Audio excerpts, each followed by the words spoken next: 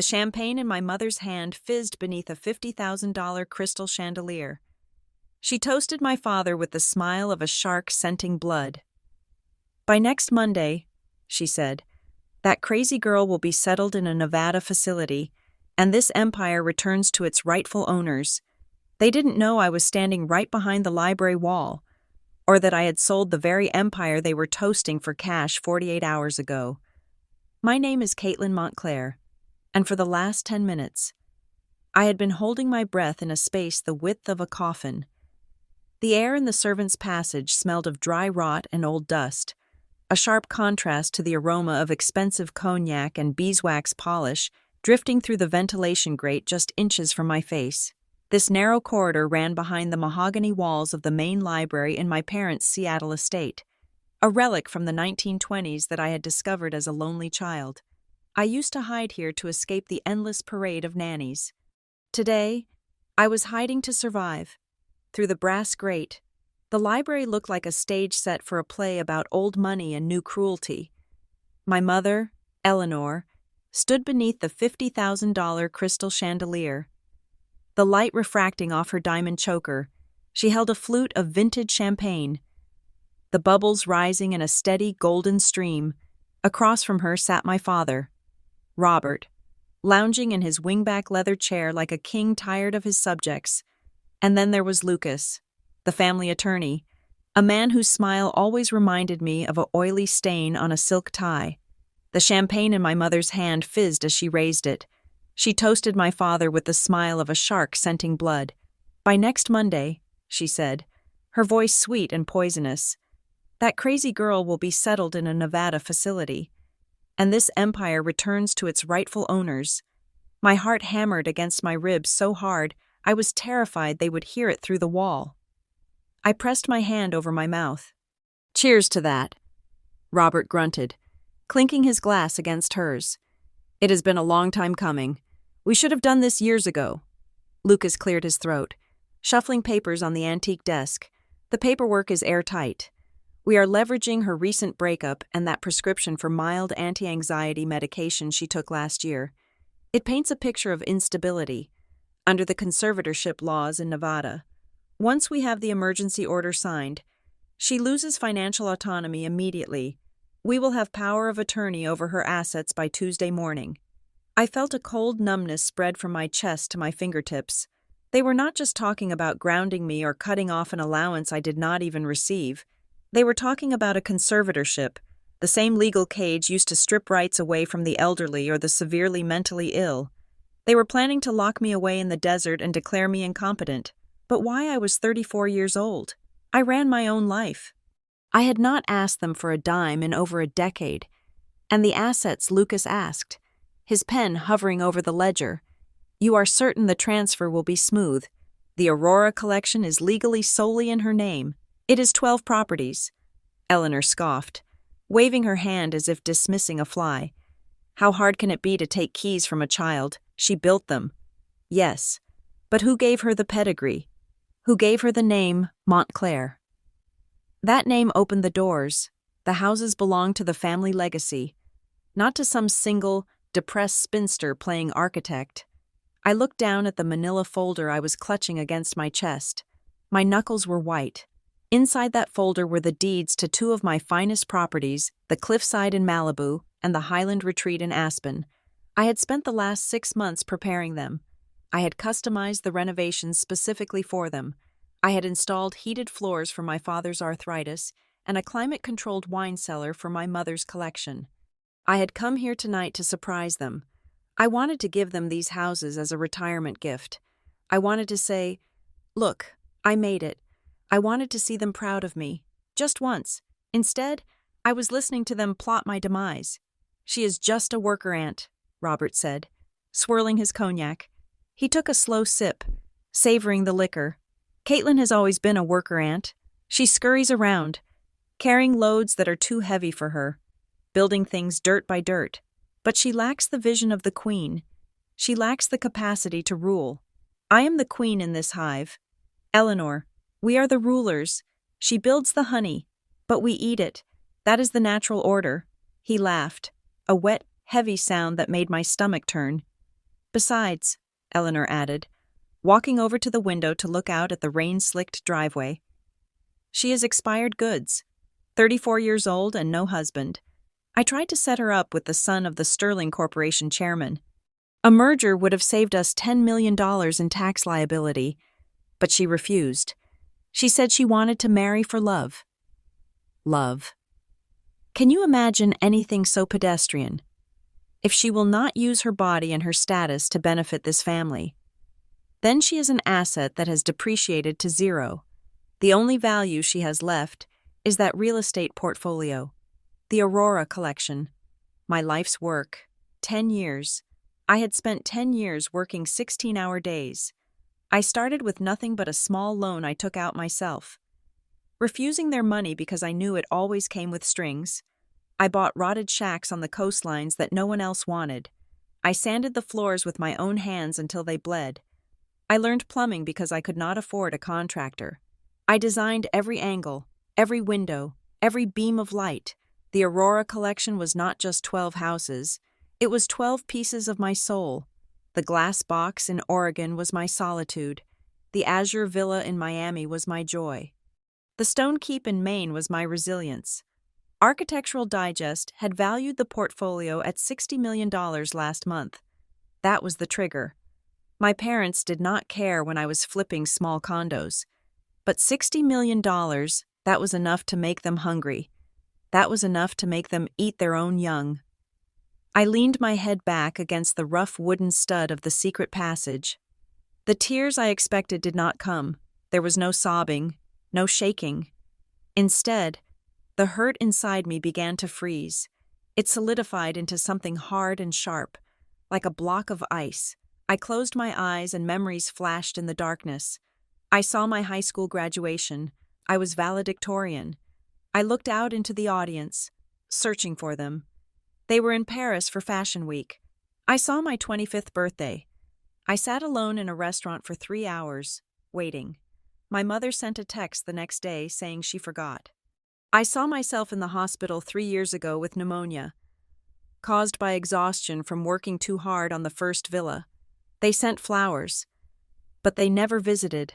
I had spent my entire life trying to be good enough to be noticed. I thought if I built something magnificent, they would finally see me. Well, they saw me now. They saw a worker ant. They saw a cash cow to be slaughtered. The conversation in the library shifted to logistics. We have Dr. Aris ready to sign the evaluation tomorrow. Lucas said. He has not seen her, but for $50,000, he will swear she's a danger to herself. We will serve the papers on Monday morning. By the time she realizes what is happening, she will be sedated in the transport van. Monday. Today was Friday. I had the weekend. I looked at the folder in my hand again. The gift. The retirement presents. I slowly loosened my grip. I did not need to give them houses. They already had a plan to take them all. A strange clarity washed over me. It was the same feeling I got when I looked at a dilapidated building and saw the structure underneath. I stopped seeing myself as their daughter. I stopped seeing myself as a victim. I was an architect, and an architect knows that every structure, no matter how imposing, has a load-bearing wall. If you remove it, the whole thing comes down. My parents were building a prison for me, but they had made a critical error. They assumed they owned the land it stood on. I slipped the folder into my tote bag. I turned sideways and shimmied back down the narrow corridor, moving with the silence of a ghost. I knew where the loose floorboards were. I knew which steps creaked. I had spent a childhood practicing invisibility. And now, it was my greatest weapon. I exited the passage through a hidden panel in the laundry room in the basement. I walked out the service entrance into the heavy Seattle rain. My car, a modest sedan that my mother loathed because it did not project wealth, was parked down the street. I did not want the valet to see me. I drove away from the estate without looking back. The wipers slapped a steady rhythm against the windshield. 1, 2, 1, 2, like a ticking clock. 48 hours. That was what I had. I drove to my apartment in the city. My parents called it the hovel. It was actually a beautiful, modern penthouse in a building I had designed myself. But because it was not in the historic district, They considered it trash. I walked into the lobby, nodding to the doorman. He smiled at me. A genuine smile, warmer than anything I had ever received from the people who shared my DNA. Inside my apartment, the silence was welcoming. I kicked off my wet shoes and walked straight to the master bedroom. Behind a painting of a storm-tossed sea, I revealed the wall safe. My fingers punched in the code. The heavy steel door swung open. Inside lay the heart of the Aurora collection, the original deeds, the certificates of ownership, the operating agreements for the LLCs. I took them out, one by one. The heavy cream-colored paper felt substantial in my hands. These were not just legal documents. They were my freedom. They were the proof that I was not a worker ant. I was the creator. I carried the stack of papers to the dining table. I turned on the overhead light. The stark illumination banished the shadows. I walked to the bathroom and looked at myself in the mirror. My face was pale. My dark hair was plastered to my forehead from the rain. I looked young, vulnerable. I looked like the daughter they thought they could crush.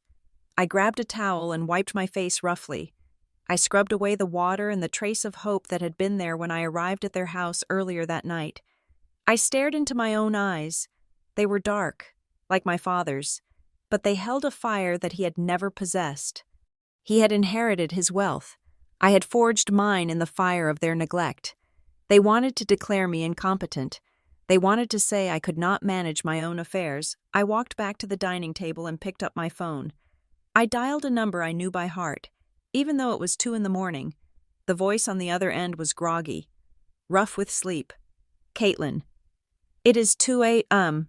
Is everything all right, Marcus? I said, my voice steady, lacking even a tremor of hesitation. Marcus was the only real estate attorney in the city who hated my father as much as I was beginning to. He had been cheated by Robert Montclair on a land deal 20 years ago and had never forgotten it. I need you to wake up. Marcus, I need you to open a new escrow account, offshore. Cayman Islands preferably. There was a pause, the rustle of bedsheets. Caitlin, what is going on? I am selling the Aurora collection, I said. Silence. Then, a confused sputter. What all of it, you mean? One of the houses number, I said. I ran my hand over the stack of deeds. All of them. Every single one.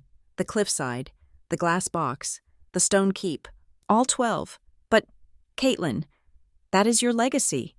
That is $60 million of real estate. You have spent 10 years building that portfolio. Why would you sell? And why at 2 a.m? Because my parents are planning to have me committed on Monday morning to seize control of it. I spoke the words plainly, without emotion.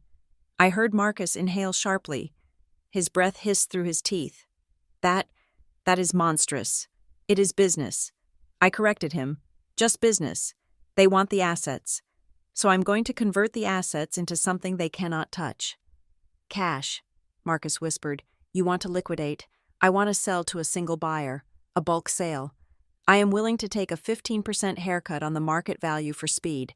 I need the money wired and the titles transferred before 9 a.m. on Monday. Do you know anyone who has that kind of liquidity? Marcus was fully awake now. I could hear the gears turning in his brilliant, ruthless mind. $50 million in 48 hours. There is only one group, the Helios Group. They have been trying to break into the West Coast luxury market for years. They have sovereign wealth fund backing, they pay cash, and they do not ask questions if the title is clean. The title is clean. I said, it is all in my name. Sole proprietorship. I can make the call. Marcus said, but Caitlin, once you do this, there is no going back. You are burning the bridge. I looked at the empty space on the table where the gift folder had been. I am not just burning the bridge. Marcus, I said, my reflection in the window looking back at me, sharp and dangerous. I am selling the bridge for scrap metal while they are still standing on it. Call them. Tell them I will sell the entire portfolio for $52 million. But the deal has to close by Sunday night. I hung up the phone. I walked over to the window and looked out at the city lights. Somewhere out there, in the dark. My parents were sleeping soundly, dreaming of the millions they would steal from me. They thought they were dealing with a confused, depressed girl who just needed a little push to fall apart. They forgot who built the house they were living in. They forgot who fixed the foundation when it cracked. They forgot that I knew exactly how to construct a masterpiece, and more importantly, I knew exactly how to demolish one. I went to my closet and pulled out a fresh blazer. I exchanged my wet clothes for the armor of a businesswoman. I brushed my hair back, revealing the sharp line of my jaw. You want to play legal games. Mother, you want to talk about assets and liabilities. Father, I picked up the red marker from my desk and walked to the wall calendar. I drew a big red X through Monday. Fine, I will play liquidation. The game had begun, and they did not even know the dice had been rolled. The papers spread out across my dining table were not just legal documents. They were the topography of my life. Each deed, embossed with the official seal of the county clerk, represented a year where I had chosen concrete and rebar over the hollow comfort of the Montclair name. I picked up the deed for the cliffside. The paper felt heavy, archival, to the world, and certainly to my parents. This property was a $7 million asset sitting on a prime bluff in Malibu. But to me, it was the memory of inhaling black mold spores for 3 weeks straight because I could not afford professional remediation. It was the scar on my left palm where a rusted nail had sliced through my glove during demolition. It was the smell of cheap ramen noodles cooked on a hot plate because every spare dollar I earned went into buying high-grade cedar for the deck. My parents liked to tell their friends that I was playing with houses, as if I were a child arranging plastic furniture in a dollhouse. They had no idea. They did not know about Vanguard Architect. I closed my eyes and the smell of stale coffee and blueprint ammonia filled my nose. I was 22 when I walked into the offices of Vanguard Architect. I did not use my last name. To the hiring manager, I was just Caitlin, a desperate graduate with a portfolio full of ambitious ideas and a bank account hovering near zero. I did not want my father making calls. I did not want my mother pulling strings. I wanted to know, truly know, if I was worth anything on my own. For 4 years, I worked 16 hours a day. I was the first one in the door at 6 in the morning and the last one to leave at 10 at night. I fetched coffee for senior partners who had half my talent, but double my ego. I drew bathroom elevations until my eyes blurred. I spent my weekends scouting the properties that no one else wanted the foreclosures. The fire-damaged husks, the ones sliding into the ocean. That was where I discovered I had what Marcus later called the golden eye. I could look at a wreck of a house, a place that smelled of cat urine and despair, and I could see the bones. I could see the way the light would hit the kitchen island if I knocked down the south wall. I could see the way a cantilevered bedroom would float above the tree line. I bought my first property, a shack in Oregon that would eventually become the glass box, with a down payment scraped together from 3 credit cards and a small loan from a high-interest lender who threatened to break my legs if I missed a payment. I lived in that construction site for 8 months. I showered at the local gym. I slept in a sleeping bag on subfloor plywood while the wind howled through the plastic sheeting covering the windows. My parents never visited, not once. When I told them I was renovating a property, my mother had wrinkled her nose and asked if I was wearing a mask, because she had heard construction dust caused premature aging. But the glass box sold for 4 times what I put into it, and then I bought the Stone Keep. And then the cliffside. The Aurora collection grew, house by house, triumph by triumph. It was my secret garden. It was the one place in the world where the rules were fair. If you built it strong, it stood. If you cut corners, it failed. There was no politics, no social maneuvering, no fake smiles, just gravity and geometry. I ran my hand over the deed for the Azure Villa. That was the one that changed everything. 6 months ago, Architectural Digest had requested an exclusive feature. They sent a photographer who had shot for Vogue. They spent 3 days capturing the way the morning sun hit the travertine floors I had laid myself. When the article came out, the headline read, "The Aurora Collection, a $60 million masterpiece of modern solitude." That number, $60 million. That was the moment the wolves woke up, before the article. I was the disappointing daughter with the dusty boots. After the article, suddenly, I was Caitlin, the visionary. My father started inviting me to lunch at his club. My mother started asking about my design process. Though her eyes always glazed over until I mentioned the appreciation value, I remembered a dinner just 2 weeks ago. We were sitting on their terrace, the same terrace where I had just overheard them plotting my destruction. My father had poured me a glass of wine, a rare vintage he usually saved for senators. "Caitlin," he had said, his voice dripping with paternal concern, "we worry about you, managing all these properties alone. It is too much burden for one young woman. You look tired. The legalities, the taxes, the maintenance. It must be overwhelming. It is a lot." I had admitted, falling into the trap. I was tired. I was exhausted. "We could help," Eleanor had chimed in, placing a manicured hand on my arm. "Your father and we could take over the administrative side. We could manage the portfolio for you. You should be designing, creating, not worrying about property taxes. We just want to protect you, protect me." The irony burned like acid in my throat. I had been so desperate for that connection. I had been so starved for their approval that I had actually believed them. I thought they finally respected me. I thought they finally wanted to be part of my life, not just my critics. I looked at the trash can in the corner of my kitchen. Resting on top of the pile was a draft document I had been working on with Marcus last week. It was a revocable trust. I had planned to surprise them. My 35th birthday was coming up next month. I was going to announce that I was transferring the management of the Aurora collection into a family trust. I was going to name them as co-trustees. I was going to give them exactly what they wanted, not because they forced me, but because I loved them. I wanted to say, "Look, I built this empire, and now I want to share it with you." I wanted to see my father look at me with pride, not just as a worker ant, but as a peer. I was going to give them the keys to the kingdom, and tonight, I learned that they did not want the keys given to them. They wanted to steal them. They did not want a partnership. They wanted total control, and they wanted me erased. They were willing to label me insane, to drug me, to lock me away in a facility in the middle of the Nevada desert, just to get their hands on the assets I had bled for. They did not love me. They did not even like me. To them, I was just an obstacle standing between them and $60 million. My phone buzzed on the table, the sound loud in the quiet apartment. I looked at the screen. The name displayed was Mother. I picked it up, my hand steady.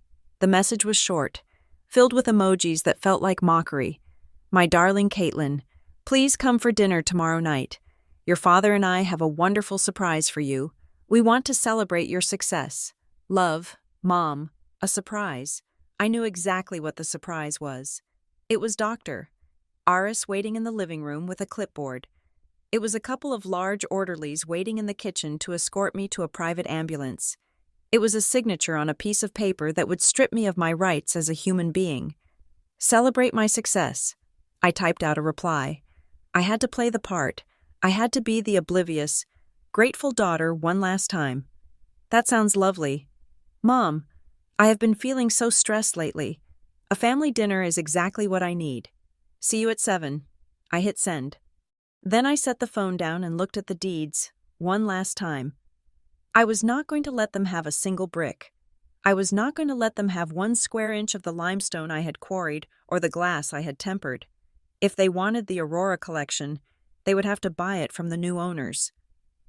I grabbed the stack of papers and shoved them into my leather briefcase. I checked the time on the microwave clock. It was 2:15 in the morning.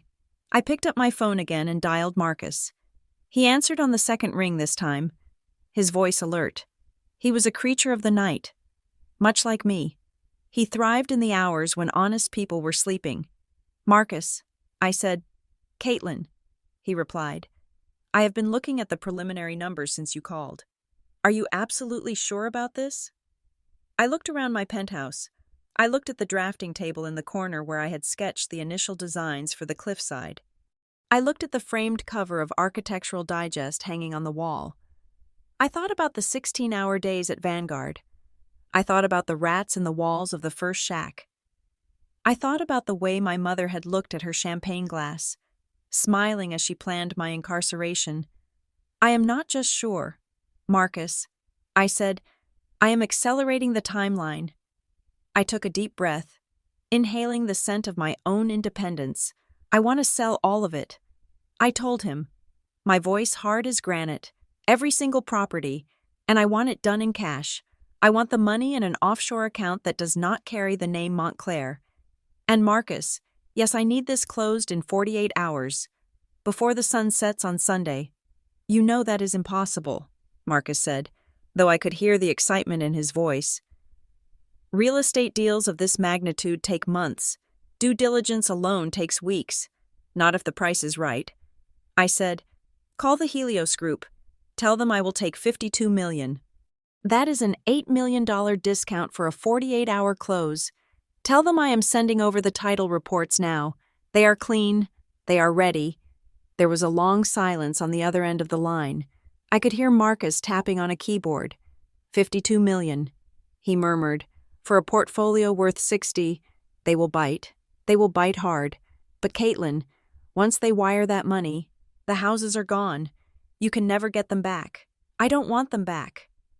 I said, I looked at the reflection of my face in the dark window. I looked like a stranger. I looked like a woman who had just survived a murder attempt. Make the call. Marcus, sell it all. I hung up the phone and opened my laptop. It was time to tear down the house I had built, so I could build a weapon out of the rubble. The neon sign of the diner flickered with a dying buzz, casting a sickly yellow light over the cracked vinyl booth where I sat.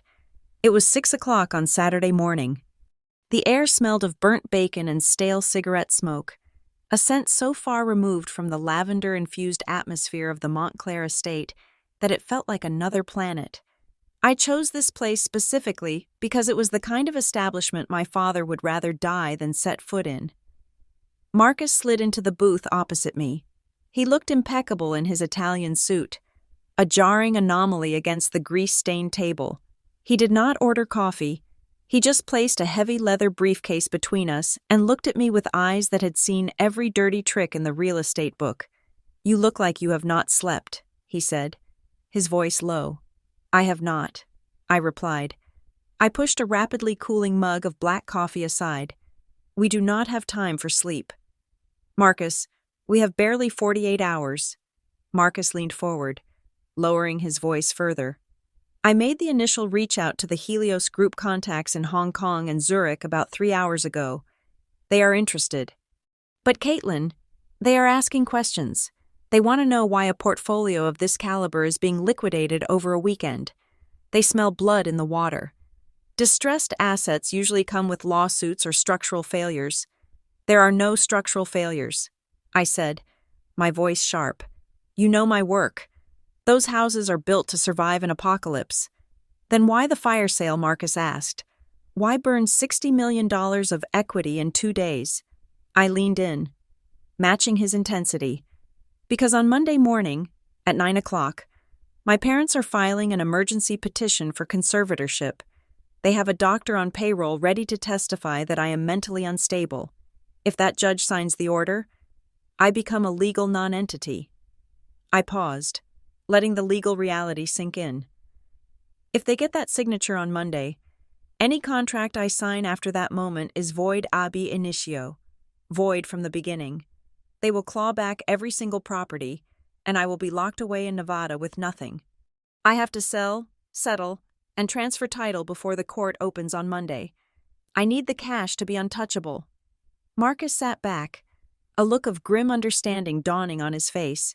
He whistled low, a sound that was almost impressed. Void ab initio, he repeated. You are trying to outrun a court order. That is high stakes.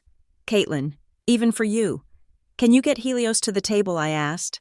Marcus tapped his fingers on the briefcase. Helios is an investment vehicle for a consortium of sovereign wealth funds and private equity. They specialize in high-velocity acquisitions. They buy ports, islands, commercial districts. 12 luxury villas are a rounding error for them. But they love tangible assets on the West Coast. They have been trying to get a foothold in the California and Pacific Northwest luxury markets for years. He pulled out a tablet and slid it across the table. I told them $52 million. That is a 15% discount on the market valuation. It is aggressive, but it screams opportunity. They agreed to a preliminary meeting. Their regional director is in San Francisco. He can be here by noon. Noon, I said, checking my watch. That gives us 6 hours to prep the disclosure packets. Marcus nodded. But there is a catch. They want a physical walkthrough of 3 key properties before they wire a cent. They want to verify the finish levels. Fine, I said. I will take them to the glass box, the cliffside, and the obsidian point. Those 3 represent the design language of the whole collection. We left the diner like 2 soldiers marching into battle. The sentimentality of the previous night was gone. I was no longer the hurt daughter. I was the CEO of a company facing a hostile takeover, and I was initiating a scorched earth defense. By 1 p.m, I was standing in the foyer of the glass box, a 4,000-square-foot masterpiece of transparent walls and steel beams suspended over the Oregon coastline. The rain from the night before had cleared, leaving a sky of piercing blue. The helicopter carrying the Helios delegation had landed on the private pad 20 minutes earlier. The lead representative was a man named Mr. Silas. He was tall, thin, and moved with the silent precision of a predator. He did not speak much. He simply walked through the rooms, running his hand along the seamless joinery of the walnut cabinets and inspecting the structural glazing of the floor-to-ceiling windows. I walked behind him, my heart pounding a frantic rhythm against my ribs. Though my face remained a mask of professional boredom, every minute we spent looking at bathroom fixtures was a minute closer to Monday morning. This cantilever, Mr. Silas said, pointing to the master bedroom that extended 20 feet over the cliff edge. The engineering-tolerant seismic rated for an 8.0 magnitude event. I answered instantly, reinforced with a carbon fiber core. It is the safest room in the state. He nodded, his expression unreadable. And the zoning grandfathered in before the Coastal Commission changed the setback rules in 2019. I said, "You could never build this house again. It is a unicorn." We flew to the next property, then the third. Mr. Silas asked about tax liabilities, maintenance costs, and neighborhood association rules. He was thorough, brutal, and efficient. He did not care about the view or the poetry of the architecture. He cared about the return on investment. By 5 o'clock that evening, we were standing on the tarmac of the private airfield where his jet was waiting. The sun was beginning to dip toward the horizon, painting the sky in shades of bruised purple. "Mr.?" Silas turned to me. "The product is exceptional, Miss Montclair, but the speed of this transaction is irregular." I looked him in the eye. "I am restructuring my life. Mr. Silas, I have an opportunity in Europe that requires immediate liquidity. I am willing to leave $8 million on the table for the sake of speed. Do you want the discount? Or should I call Blackstone on Tuesday, Mr.?" Silas paused. He checked his watch. Then he extended a hand. $52 million, all cash, closing within 24 hours. I shook his hand. His grip was dry and cool. "We have a deal." My phone buzzed in my pocket as I walked back to my car. It was my mother again. "Caitlin, darling, are you ignoring us? We are so excited for dinner tomorrow. Please tell me you are not working yourself to death." I sat in the driver's seat and took a deep breath. I typed out a reply, my fingers flying over the screen. "So sorry. Mom, I am actually at a spa retreat for the weekend. Just trying to relax and look my best for our dinner. No service here. See you tomorrow." I threw the phone onto the passenger seat. The lie tasted sweet. I was not at a spa. I was orchestrating the largest heist of my own property in history. The real work began that night at Marcus's office. We spent 12 hours drafting the purchase and sale agreement. The air in the conference room grew stale, thick with the smell of laser printer ozone and cold takeout. We had to be careful. The contract had to be bulletproof. "I want a specific clause." I told Marcus as he drafted the possession terms. Clause 14, Section B, immediate transfer of possession upon confirmation of funds. No 30-day rent back. No grace period. The moment that money hits the account. The keys belong to Helios. and I am trespassing if I stay. Marcus looked at me over his glasses. That is unusually harsh for a seller. Usually. You want time to move out. I do not have anything to move. I said, and I need the transfer to be absolute. If my parents try to claim I still live there, or that I have a right of occupancy, they might try to stall the eviction. I want Helios to own the air inside those houses the second the wire clears. Done, Marcus said, typing furiously. Sunday morning dawned gray and tense. The closing was scheduled for 10 o'clock at a title company downtown. It was a Sunday, so we had to pay a premium to get a notary and a title officer to come in. But Helios had the resources to make people work on holidays. I arrived at the high-rise building wearing sunglasses and a scarf, keeping my head down. My paranoia was spiking. Every black car looked like my father's sedan.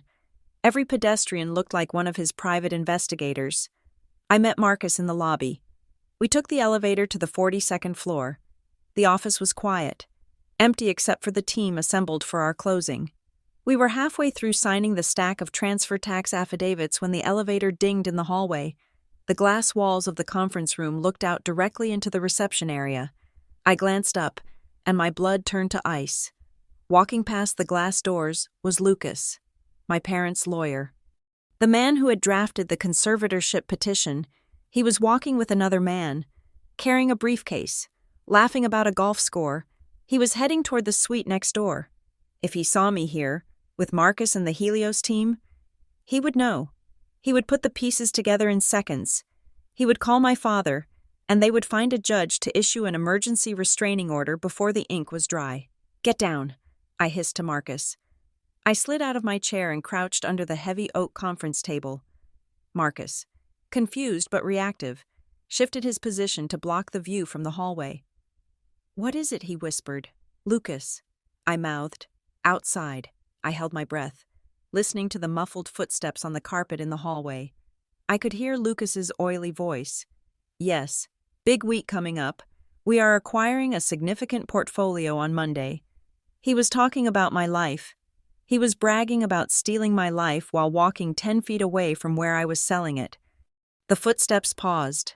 I squeezed my eyes shut, praying to a God I had stopped believing in years ago.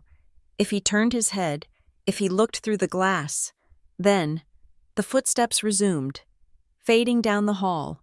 A door opened and closed. I let out a breath that was more like a sob. Is he gone? I asked. Marcus peered over his shoulder. He is gone. He went into the partner's office down the hall. We have to finish this. Now. I crawled out from under the table. My dignity forgotten. I grabbed the pen. Where do I sign? I demanded. The notary. A woman who looked like she had seen everything, did not even blink. She just started flipping pages. Sign here. Initial here. Sign here. I signed my name. Caitlin Montclair. Caitlin Montclair.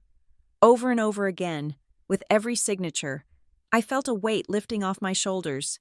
I was signing away the cliffside. I was signing away the glass box. I was signing away 10 years of blood, sweat, and tears. But I did not feel loss. I felt lighter. I was severing the tether that bound me to the people who wanted to enslave me. The last document was the grand deed transfer for the entire holding company. I pressed the pen down hard, the ink flowing black and permanent. Done, I said, dropping the pen. The Helios representative, who had been on a video call with his finance team in Zurich throughout the process, nodded. Signatures verified. He said into his headset, Release the funds. We sat in silence. The room was so quiet, I could hear the hum of the air conditioning. 1 minute, 2 minutes. My phone was on the table, logged into the secure banking app Marcus had set up. I stared at the screen. The balance currently read 0. If this failed, if the wire got flagged, if my father had somehow put a freeze on my identity. Ping! A soft, digital chime broke the silence. I looked at the screen. Incoming wire transfer, $52 million. Status cleared. The number was so large it did not look real. It looked like a phone number. $52 million sitting in a Cayman Islands trust account, completely outside the jurisdiction of any U.S. family court. I looked up at Marcus. He was grinning. a shark-like grin of pure victory. "Ladies and gentlemen," Marcus said, closing his laptop, "the Aurora collection is officially the property of the Helios Group." I stood up. My legs felt shaky, but my spine was steel. I checked the time. It was 11:30 in the morning on Sunday. My parents were probably getting dressed for their gala tonight. They were probably rehearsing their speeches about how they were going to help their poor, unstable daughter. I picked up my phone. I had one more performance to give. I walked to the window and looked out at the city of Seattle sprawled below me. It looked different now.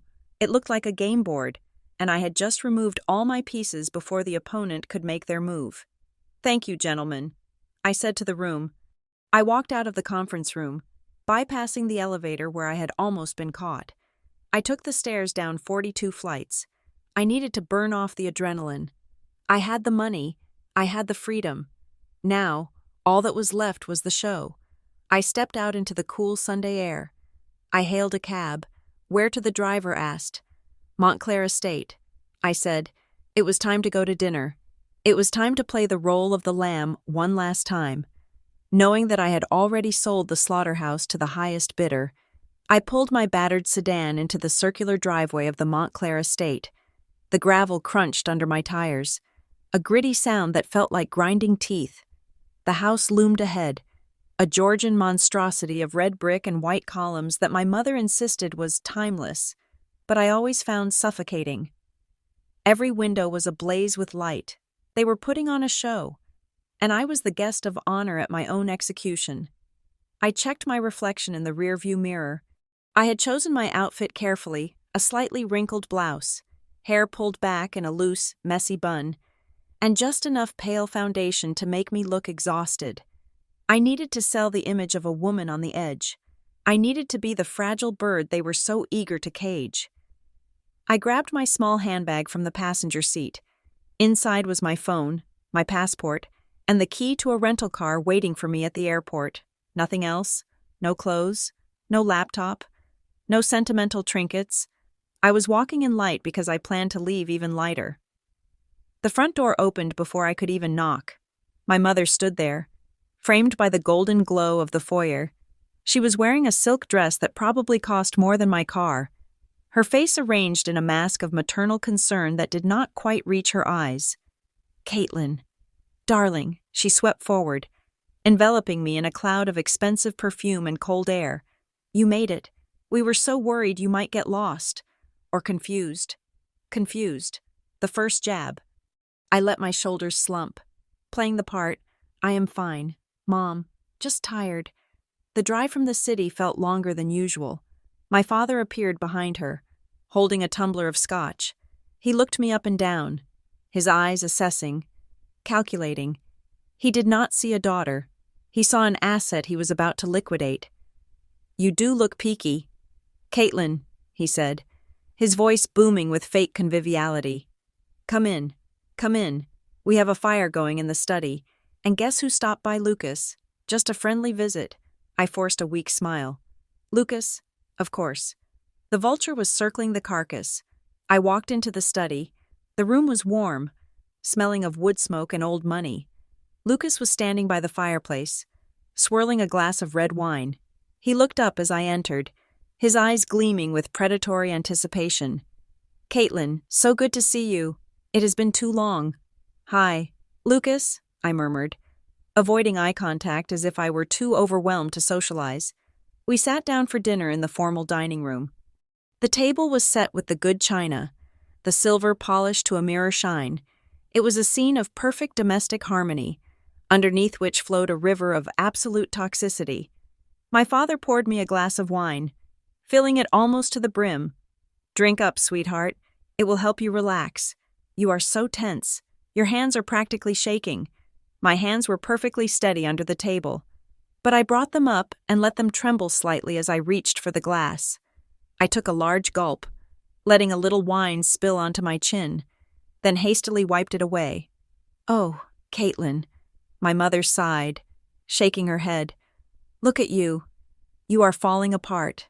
This work, this obsession with those houses, it is destroying you. It is just a lot of pressure." I stammered. staring at my plate. The maintenance, the taxes. Sometimes I feel like I cannot breathe. Exactly.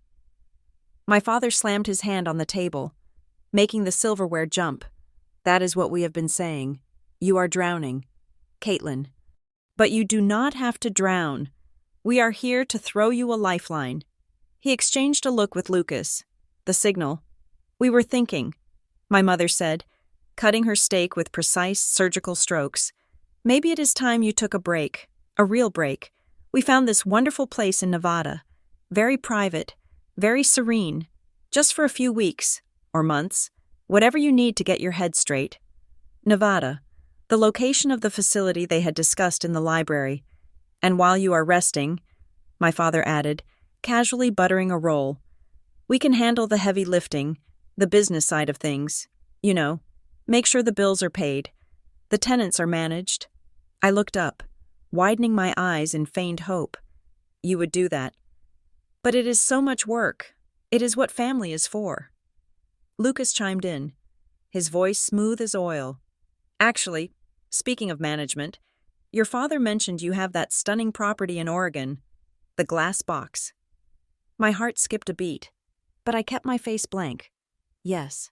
It is my favorite. Well, Robert continued, beaming. We took the liberty of arranging a little showcase there, an open house, next Sunday. We invited the governor, the board of the symphony, the creme de la creme. We want to show them what our brilliant daughter has built. It will be the debut of the Montclair management era. I had to bite the inside of my cheek to keep from laughing. They were planning a gala at a house that currently belonged to a sovereign wealth fund. They were going to invite the governor to trespass on private property. The sheer arrogance was breathtaking. That sounds amazing. Dad, I whispered, you would really do that for me. Of course, he said, leaning back. But to make sure everything runs smoothly while you are away, we need to handle some paperwork. Just standard stuff. Insurance updates, temporary power of attorney for the utilities. Nothing major. Lucas reached into his briefcase and pulled out a stack of documents. He slid them across the polished mahogany table toward me. Just sign here, and here, he said, pointing to the tabbed pages. It just authorizes us to deal with the insurance companies and the bank on your behalf while you are unavailable. I looked at the papers. General power of attorney, asset management authorization, medical consent form. They were not insurance papers. They were the keys to my handcuffs. I picked up the pen. My hand hovered over the paper. I let it shake visibly. I dropped the fork I was holding in my other hand. It clattered loudly against the china plate. Oops, I gasped, shrinking back. I am so clumsy. I am sorry. My mother looked at my father with a look that said, see, she is totally incompetent. It is okay.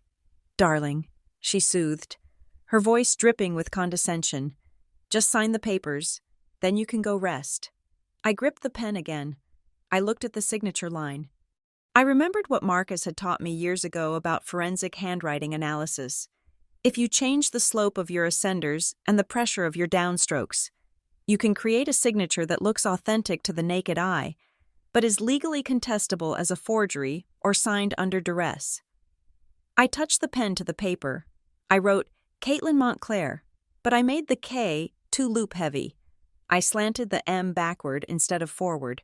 I pressed lightly on the vowels, making them ghostly faint. It was my name, but it was not my signature. It was a scribble of a frightened child, exactly what they wanted to see, and exactly what a court would throw out when compared to my bank cards. I signed all 3 documents. There, I said, pushing the papers back to Lucas. Is that all? That is perfect, Lucas said, snatching the papers up and sliding them into his briefcase before I could change my mind. You have made a very wise decision. Caitlin, my father raised his glass again. To family, he said, and to the future. To the future, my mother echoed, her eyes gleaming with greed.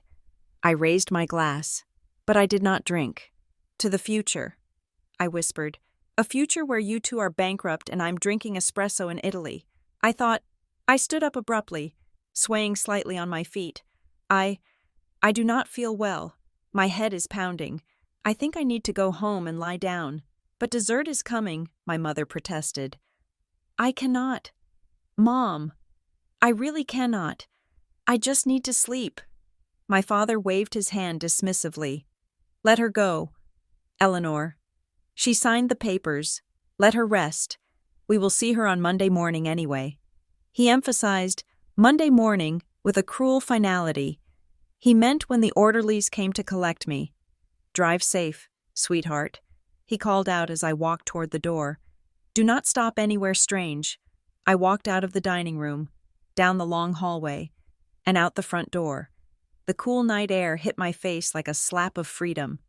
I got into my car and started the engine. I watched them through the window. They were clinking glasses again, laughing. My mother was probably already calculating how much she could sell the cliffside for. My father was probably planning which of my houses he would keep as his personal vacation retreat. They were celebrating their victory. They were toasting their cleverness. I put the car in gear and drove slowly down the driveway. I did not speed up until I was out of the gate and onto the main road. Then, I floored it. I checked the time. 8:30. I had a plane to catch. And somewhere in a secure server room in Zurich, the title deed for the glass box was already being updated with the name of its new owner. My parents were planning a party for Sunday. I hoped they had a backup plan for when the police showed up, because the only thing they owned now was a piece of paper signed by a ghost. I did not turn left toward the city. I turned right, merging onto the highway headed south toward Boeing Field. My old sedan, the car my mother had sneered at for years, rattled as I pushed it past 70 miles per hour. It was the last time I would ever drive it. In 20 minutes, it would be abandoned in a long-term parking lot, a decoy for anyone foolish enough to track me by license plate. My phone buzzed on the passenger seat. It was a notification from the logistics company I had hired 3 hours ago. Clean sweep complete. All personal effects removed from 12 properties. Donation receipt sent to your encrypted email. Hard drive secured in case A. I smiled. While I was playing the trembling victim at dinner, a team of 20 professional movers had descended on my properties like a swarm of locusts. They had stripped everything that made those houses mine. My clothes, my books, the half-empty bottles of shampoo, the framed photos of the few friends I had. Everything was gone. Donated to a women's shelter in Tacoma. If my parents walked into the cliffside tomorrow, expecting to find my jewelry box or my diary, they would find nothing but bare shelves and the smell of lemon polish. I had erased myself from the physical world. I was a ghost before I even left the ground. Another notification pinged. This one was from the Helios Group's security integration team.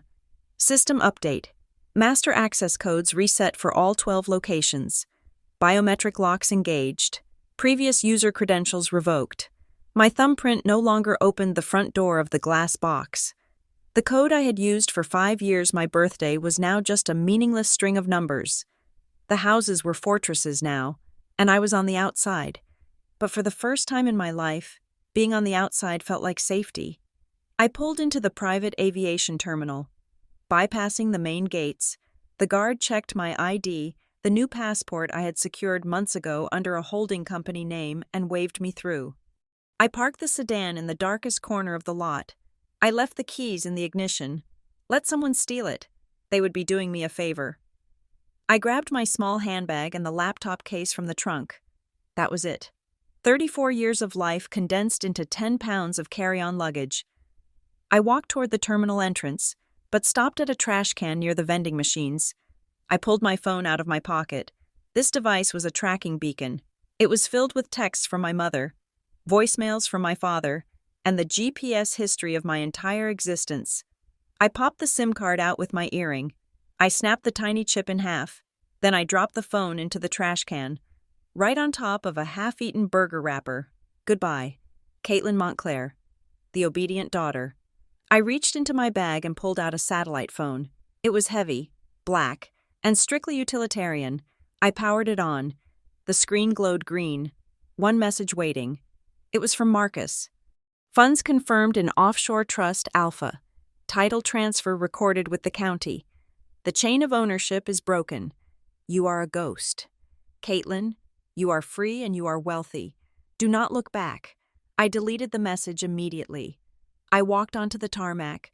The wind was whipping my hair across my face, smelling of jet fuel and rain.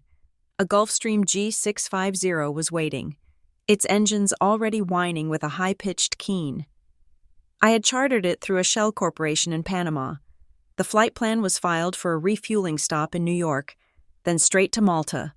Malta, an island fortress in the Mediterranean, and more importantly, a country with very specific non-extradition clauses for civil financial disputes. If my parents tried to sue me, if they tried to use their political connections to drag me back, they would find a wall of international law standing between us. The pilot, a man with a thick mustache and eyes that asked no questions, met me at the stairs. "Miss Vance?" he asked, using my new alias. "That is me." I said. Ready for departure, I looked back at the Seattle skyline one last time. The Space Needle was a tiny white spire in the distance, somewhere in that city. My parents were sleeping the sleep of the victorious wicked. They were dreaming of open houses and conservatorships. "Get me out of here," I said. I climbed the stairs and ducked into the cabin. The door sealed shut with a heavy thud, cutting off the noise of the outside world. The cabin was silent, luxurious, smelling of leather and fresh orchids. I sank into a seat and buckled the belt. As the plane taxied and roared down the runway, pushing me back into the soft leather, I felt a physical sensation of weight falling away. The gravity that had held me down, the obligation, the guilt, the desperate need for approval was breaking. We punched through the cloud layer and leveled off at 40,000 feet. The world below was just a carpet of darkness. I opened my laptop. I had one last piece of business to conduct. I opened my encrypted email client and composed a new message. To Robert Montclair, Eleanor Montclair, CC, Lucas Attorney at Law. Subject regarding the open house. I did not write a long, emotional diatribe. I did not scream or cry in the text. I simply attached a PDF of the sale confirmation and wrote, "Dear Mother and Father, I hope you enjoy the party on Sunday. I heard you invited the governor. That is impressive. However, there is a small logistical issue. As of Sunday morning at 11 a.m., I no longer own the glass box, or the cliffside, or any of the properties in the Aurora collection. I sold the entire portfolio to the Helios Group for $52 million cash. The deal is closed. The titles are transferred. You are currently planning a gala on property that belongs to a foreign investment firm with a very strict zero-tolerance policy for trespassing. I suggest you check the locks before the caterers arrive. Do not look for me. I am gone, and I took the money with me. Signed, The Worker Ant." I set the delivery timer for Sunday, 10 a.m. Pacific Standard Time, exactly 1 hour before their guests were scheduled to arrive. Just enough time for them to panic, but not enough time to cancel. I closed the laptop and leaned back. A flight attendant appeared with a bottle of wine. "Champagne, Miss Vance." "No," I said. I remembered my mother's champagne glass. "I wanted something darker, a Cabernet, the heaviest you have." She poured me a glass of deep red wine. I took a sip. It tasted like earth and berries and iron. It tasted like life. I pulled up the security app on my tablet. I still had the remote viewing codes for the camera systems. Helios would change them eventually, probably within a few days. But for now, the backdoor access I had programmed into the server was still active. I selected the glass box, main gate cam. The feed loaded. It was Sunday morning in the future of my mind, but on the screen, it was just a quiet, empty driveway in the moonlight. I fast-forwarded the mental projection to what was about to happen. I could see it so clearly. Sunday, 10 o'clock. A.M., the sun would be shining on the Oregon coast. The ocean would be crashing against the rocks below the cantilevered bedroom. My father's Bentley would roll up to the front gate. My mother would be in the passenger seat, wearing her Chanel suit, checking her makeup in the visor mirror. Robert would press the button on his remote. The remote I had watched him steal from my spare key drawer 3 months ago. Nothing would happen. He would press it again, harder. The heavy steel gates would remain shut. The red LED light on the keypad would blink mockingly. Access denied. I took another sip of wine. He would get out of the car. Red-faced, blustering. He would punch the code into the keypad. My birthday. Beep, beep, beep, error. He would try 1234. Error. He would try 0000. Error. And then, the first catering truck would pull up behind him, then the florist van, then the valet team. They would all be sitting there, idling in a line on the Pacific Coast Highway, blocked by a gate that refused to open. My mother would get out, her heels clicking on the asphalt. She would start making frantic phone calls. She would call me. The subscriber you have dialed is not in service. She would call Lucas. Lucas would tell her he had the power of attorney. He would tell her to just break the lock. It is her house. He would say, "We have the papers." And that would be the moment they crossed the line from annoying parents to criminals. I watched the screen, mesmerizing myself with the anticipation. In the bottom corner of the camera feed, a motion sensor triggered.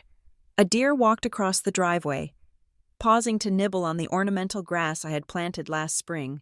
It was peaceful, quiet. It was the calm before the storm. I closed my eyes.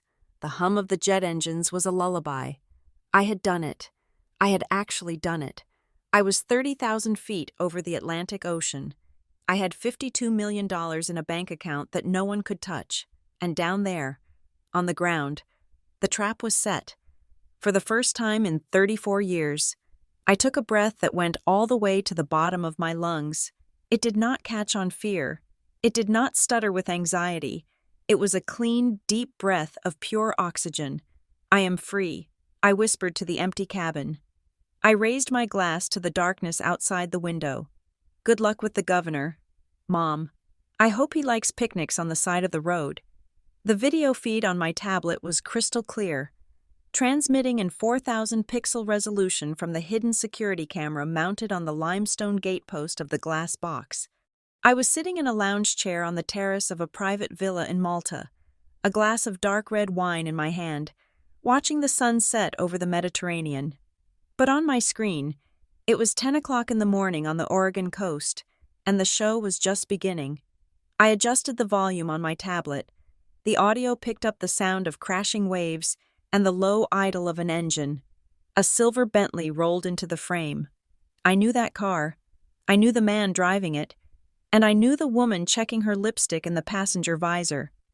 Robert and Eleanor Montclair had arrived to claim their kingdom. Behind them, a white catering van chugged up the steep driveway, followed by a florist's truck filled with white lilies, my mother's favorite flower, and ironically, the flower of funerals. The Bentley stopped at the heavy iron gates. I watched my father's hand extend from the driver's window. Holding the remote control, he pressed the button. Nothing happened. He pressed it again. I could see his arm jerking with the force of his thumb against the plastic. Still nothing. The gate remained immovable, a black iron barrier between him and the property he believed he controlled. On my screen, I saw the driver's door fly open. My father stepped out. He was wearing a cream-colored linen suit, trying to look the part of the benevolent patriarch, but his face was already flushing a dangerous shade of red. He marched up to the keypad mounted on the stone pillar. I leaned forward, sipping my wine. Here it comes. He punched in my birthday. The small LED light on the keypad flashed red. He punched it in again, slower this time, as if explaining the numbers to a stupid child. Red light. He tried the code for the cleaning crew. He tried the code for the pool maintenance guy. He tried 0, 0, 0, 0.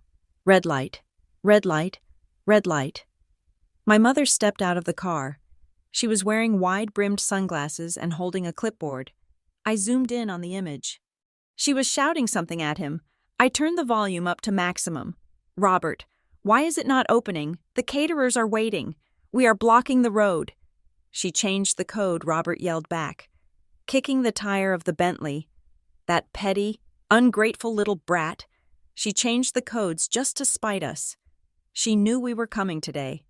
"Call her," Eleanor commanded. I did. Robert snapped. "It goes straight to a disconnected message." She probably turned off her phone. She is probably sitting in that apartment of hers laughing at us right now.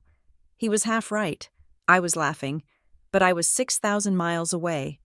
The line of vehicles behind them was growing. A string quartet's van had joined the queue. The musicians were leaning out of their windows, looking confused. "This is ridiculous," Eleanor hissed, looking at her diamond-encrusted watch. "The governor arrives in 45 minutes. We cannot have the governor waiting on the Pacific Coast Highway like a common tourist." "Do something." "Robert." My father pulled out his phone. He did not call me. He did not call Marcus. He dialed a number I recognized from the contact list I used to share with him. "Yeah, this is Robert Montclair." I heard him bark into the phone. "I am at the property on Cliff Drive. The electronic gate has malfunctioned. I need an emergency lockout service. Yes, immediately. I do not care what it costs. Just get a drill and get up here." I felt a cold thrill run down my spine. He was calling a locksmith. He was about to authorize a stranger to forcibly break the locks on a property he did not own. The legal term for that was breaking and entering.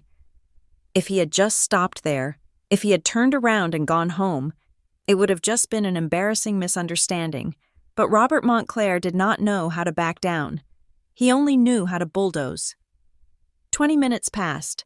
The line of cars stretched down the hill. Guests were starting to arrive early, the eager social climbers who wanted FaceTime with the hosts. Eleanor went into damage control mode.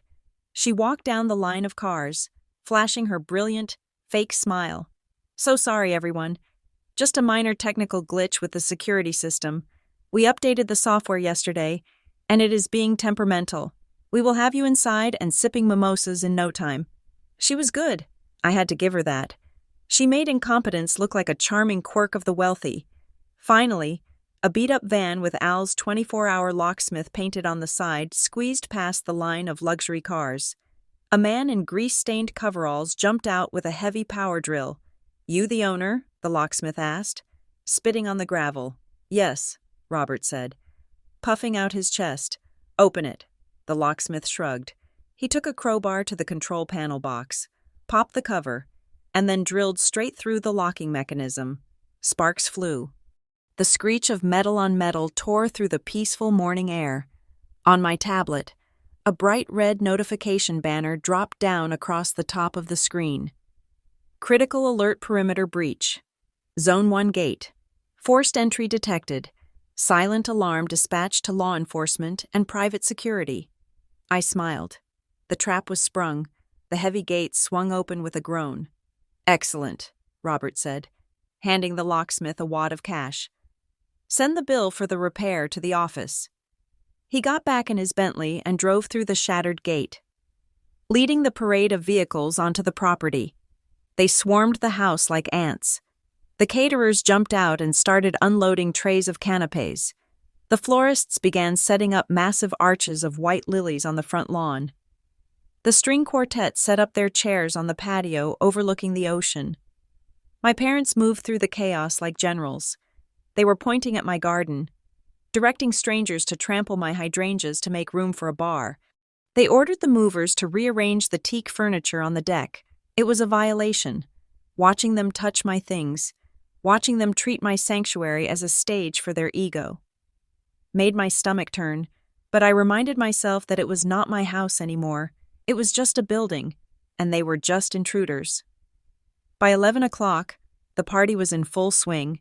About 50 guests had arrived. Men in suits were shaking my father's hand. Women in summer dresses were kissing my mother's cheeks. Robert stood on the raised steps of the main entrance, holding a microphone. The feedback squealed for a second before his voice boomed out over the sound of the ocean. "Welcome, everyone. Welcome to the glass box." Applause rippled through the crowd. I know many of you have admired this property from afar. Robert continued, beaming, "It is a crown jewel of architecture. My daughter, Caitlin, designed it. She has a real talent, but talent needs direction. It needs management. And that is why we are so proud to announce today that the Montclair family is formally taking over the administration of this entire portfolio. We are bringing these assets back into the fold, ensuring they remain a legacy for generations to come. He paused for dramatic effect. Caitlin could not be here today. She is taking some much-needed rest. But I know she would want us to celebrate this merger of creativity and business acumen. So please, raise your glasses. He raised his champagne flute. The guests raised theirs. And then, the sound of gravel crunching under heavy tires cut through the air. It was not the polite crunch of a sedan. It was the aggressive, grinding roar of heavy-duty off-road tires. The guests turned around. My father lowered his glass, a frown creasing his forehead. 3 black SUVs, massive Chevy Suburbans with tinted windows and government plates, roared through the broken gate. They did not slow down for the florist's van.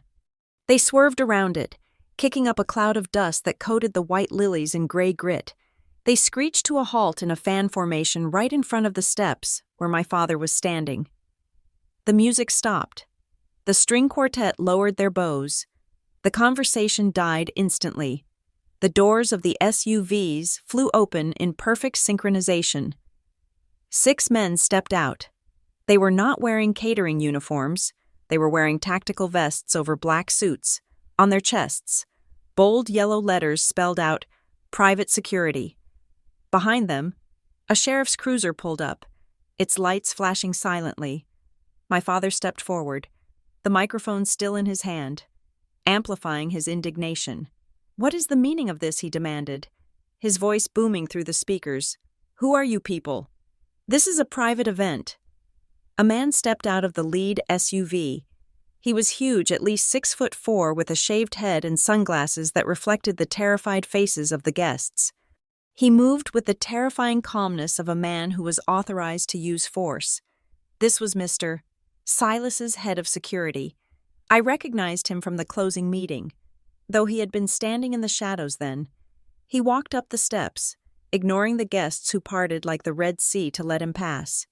He stopped 3 steps below my father, looking up at him with zero emotion. "Cut the mic," the man said. His voice was not loud, but it carried. My father turned the microphone off, but he did not back down. "I am Robert Montclair. I own this property. You are trespassing on a private function. I suggest you get back in your cars and leave before I call the police commissioner, who happens to be a personal friend of mine." The big man did not blink. He reached into his jacket pocket. My mother gasped, clutching her pearls, clearly thinking he was reaching for a gun. Instead, he pulled out a folded document. It was thick, legal-sized, and bore the blue stamp of the county recorder's office. He snapped the document open and held it up. "Mr. Montclair," the man said, his voice flat and hard. "My name is Commander Vance of the Helios Group Global Security Division, and you are incorrect. You do not own this property." "What are you talking about?" Robert sputtered. "Of course I do. My daughter owns it, and I have power of attorney." "This property," Vance interrupted, raising his voice so the guests could hear, "was sold on Friday afternoon. The title was transferred, recorded, and finalized at 11 a.m. yesterday morning. The sole owner of this estate is the Helios Group." A murmur went through the crowd. I saw the governor's wife lean over to whisper to her husband, "That is a lie." Robert screamed. He looked frantic now. "That is impossible. Caitlin would never. She cannot sell without my permission. She is incompetent." Vance ignored the outburst. He turned to the sheriff, who had just walked up the driveway. "Sheriff," Vance said, "we have a verified break-in. The front gate lock was drilled out. We have video evidence of this man authorizing the destruction of private property, and we have approximately 60 individuals currently trespassing on corporate land." The sheriff, a weary-looking man who clearly did not want to be arresting rich people on a Sunday, sighed and stepped forward. "Mr. Montclair, is this true? Did you force the gate?" "It is my house," Robert yelled, his face turning purple. "I have the papers, Lucas." "Where is Lucas? Show them the papers." Lucas, the slimy lawyer, was standing near the buffet table. I watched on the screen as he slowly started to back away. trying to blend into a hydrangea bush. He knew. He knew the difference between a power of attorney and a deed. He knew that if the property was sold before the power of attorney was enacted, the power of attorney was worthless regarding that asset. Lucas. My father roared. Lucas froze. He looked at the sheriff. He looked at the Helios security team. Mr. Montclair. Lucas stammered, his voice cracking. If the property was sold on Friday, then your authorization, it would not apply to this address anymore. The silence that followed was heavy enough to crush a diamond. My mother dropped her clipboard. It clattered on the stone steps. Vance took a step closer to my father. Mr. Montclair, I have been authorized by the board of directors to press full charges. You are hereby notified that you are trespassing. You have 5 minutes to vacate these premises before my team begins physically removing individuals. He looked at the guests.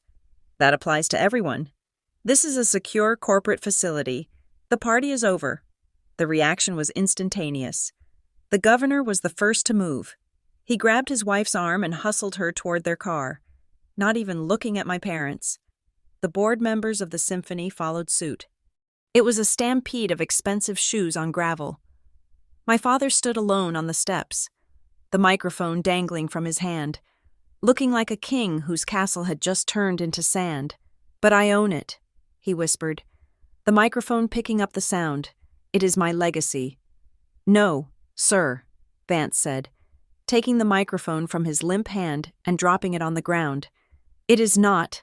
I watched my mother rush to my father's side, grabbing his arm. She was shaking. Robert, she hissed. Robert, we have to go. Everyone is leaving. We look like fools. They did not just look like fools. They looked like criminals. And the best part? They still did not know I was the one watching. They still thought I was the confused victim. They had no idea that the Helios group was just the hammer, and I was the one swinging it. I took another sip of wine. The flavor was exquisite. The sheriff stepped up to my father. Mr. Montclair, I am going to need you to step down here. We need to discuss the damage to the gate. The camera zoomed in on my father's face. The arrogance was gone. In its place was pure, unadulterated shock. He looked old. He looked defeated. But I knew him. I knew the shock would turn to rage in about 10 minutes. And when that rage hit, he would try to find someone to blame. He would try to call me. I looked at the timestamp on the screen. 11:55. The email I had scheduled was set to arrive in their inboxes in 5 minutes. I set my wineglass down. I did not want to miss the moment when they realized that the worker ant had just brought down the entire colony. Vance motioned to his team. They began moving toward the catering tables, dismantling the setup with ruthless efficiency. One guard picked up a tray of lobster tails and dumped it into a trash bag. Another started folding up the chairs while the string quartet was still packing their instruments. It was brutal. It was humiliating. It was perfect. I leaned back in my chair in Malta, feeling the warm breeze on my face. Showtime is almost over. Mom and Dad, I whispered. But the encore is going to be a killer. For a moment, the only sound on the Oregon coast was the rhythmic crashing of the waves against the cliffs below and the distant cry of a seagull. My father, Robert Montclair, stood on the limestone steps of the estate I had designed, looking down at the legal notice in Commander Vance's hand. Then, he threw his head back and laughed. It was not a joyful laugh. It was a jagged, manic sound that tore through the tension like a saw blade. He laughed until his face turned a deep, alarming shade of crimson, shaking his head as if he had just heard the punchline to a very complicated joke. "This is rich," Robert spluttered, wiping a tear of mirthless laughter from his eye. "This is truly rich. You almost had me there. Who hired you? Was it the board? Is this some sort of corporate stress test?" He turned to the crowd of bewildered guests, spreading his arms wide in a gesture of magnanimous forgiveness. "Everyone, please do not be alarmed. This is clearly a prank, an elaborate, tasteless prank, probably orchestrated by my competitors to rattle us on our big day." He pointed a shaking finger at Vance. "You are an actor, I can tell. And you, He gestured to the sheriff. You must be on the payroll too. Very convincing uniforms, but the show is over. Robert snapped his fingers toward the bushes where Lucas was still trying to make himself invisible. Lucas, get over here. Show these gentlemen the paperwork. Show them the power of attorney. Let us end this charade and get the champagne flowing again. Lucas emerged from the hydrangeas, looking like a man marching to the gallows. He clutched his briefcase to his chest, his eyes darting between the armed security guards and my father's furious, expectant face. Mr. Montclair, Lucas whispered, his voice barely audible. I really do not think that is a good idea. Show them, Robert roared, the vein in his neck bulging. With trembling hands, Lucas opened his briefcase and pulled out the document I had signed just 2 nights ago at the dinner table. The paper rattled in the ocean breeze as he handed it to the sheriff. There, Robert sneered, crossing his arms. General power of attorney, signed by Caitlin Montclair herself. It gives me full authority over her assets, her properties, and her decisions. So you see, gentlemen, even if she did try to sell this place in some fit of hysteria, I am the only one with the legal authority to authorize it, and I did not authorize it. The sheriff took the paper. He looked at it for a long moment. Then he looked at the deed Commander Vance was holding. He handed the paper back to Lucas with a look of pity. Mr. Montclair, the sheriff said, his tone patient but firm. This is a power of attorney granting you management rights over Caitlin Montclair's assets.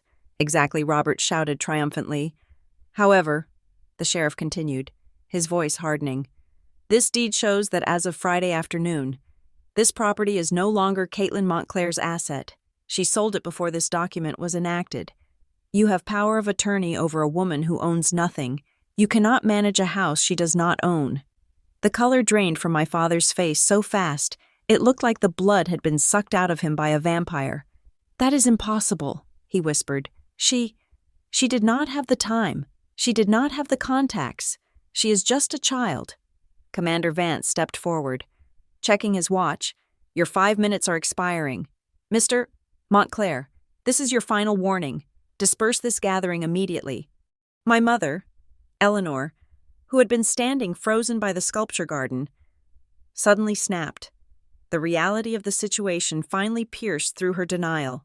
The social embarrassment, the loss of the asset, the public shaming it was too much. No, she shrieked, a sound so raw and unpolished it made the remaining guests flinch. This is my house. My daughter built this. She grabbed her phone from her clutch, her acrylic nails clicking frantically against the screen. I am calling her. I am calling Caitlin right now. She will clear this up. She will tell you that you are all fired. I watched on my screen as she stabbed at her contact list. I could see the desperation in her body language, the way she hunched over the device as if it were a lifeline. She put the phone to her ear. I knew exactly what she was hearing. I had disconnected the number 36 hours ago. We are sorry. The number you have reached is not in service. Please check the number and try again. She pulled the phone away, stared at it, and dialed again. Pick up, you ungrateful little wretch, she hissed, seemingly forgetting that half of Seattle's elite were watching her meltdown. Pick up, the number you have reached is not in service. She is not answering, Eleanor screamed, throwing her hands up. She has turned off her phone. She turned to the crowd, her eyes wild. She is having an episode. My daughter is mentally unstable. She does not know what she is doing. These people took advantage of a sick girl. It was the narrative they had crafted carefully for months. Poor, crazy Caitlin. It might have worked, too. If I had not anticipated it, I tapped a single command on my tablet. Execute sequence truth_bomb.exe. Behind my parents, set up on the main lawn, was a massive LED screen. My father had rented it to display a slideshow of the Montclair legacy, a series of photos of him and my mother posing in front of buildings they had not built. It was currently displaying a looping logo of the Montclair Family Trust. On my command, the screen flickered. The logo dissolved into static. A loud digital screech tore through the speaker system, causing everyone to cover their ears. Then, the static cleared. A giant, high-definition image of an email appeared on the screen. The font was massive, legible from 100 yards away. A hush fell over the crowd. It was the kind of silence that usually precedes a natural disaster. I watched as 200 pairs of eyes shifted from my screaming mother to the glowing screen. The subject line read, "Regarding the psychiatric evaluation and theft of assets." My mother froze. Her mouth hung open. The body of the email scrolled up slowly, like the opening credits of a movie. "Dear Mother and Father, I am sorry I cannot be there to see your faces. I assume by now you have realized that your keys do not work. I was in the library on Friday night. I heard you. I heard you tell Lucas that you were going to hire Dr. Aris to falsify a medical report. I heard you plan to have me forcibly committed to a facility in Nevada on Monday morning. I heard you toast to taking back the empire from the worker ant. You wanted to declare me incompetent so you could seize the Aurora collection. You wanted to lock me away so you could spend the $60 million I earned with my own hands. I refused to be your victim. So, I became a businessman. I sold everything. The glass box, the cliffside, all of it. The $52 million is safe in a place where your greed cannot reach it. I hope you enjoy the party. But please remember you are currently trespassing on property that belongs to the Helios Group, and I hear they have a very strict policy regarding intruders. Goodbye. Caitlin." The silence held for 1 heartbeat, 2 heartbeats, then, the explosion. The crowd erupted. It was not applause. It was the low, buzzing roar of scandal. Phones were raised instantly.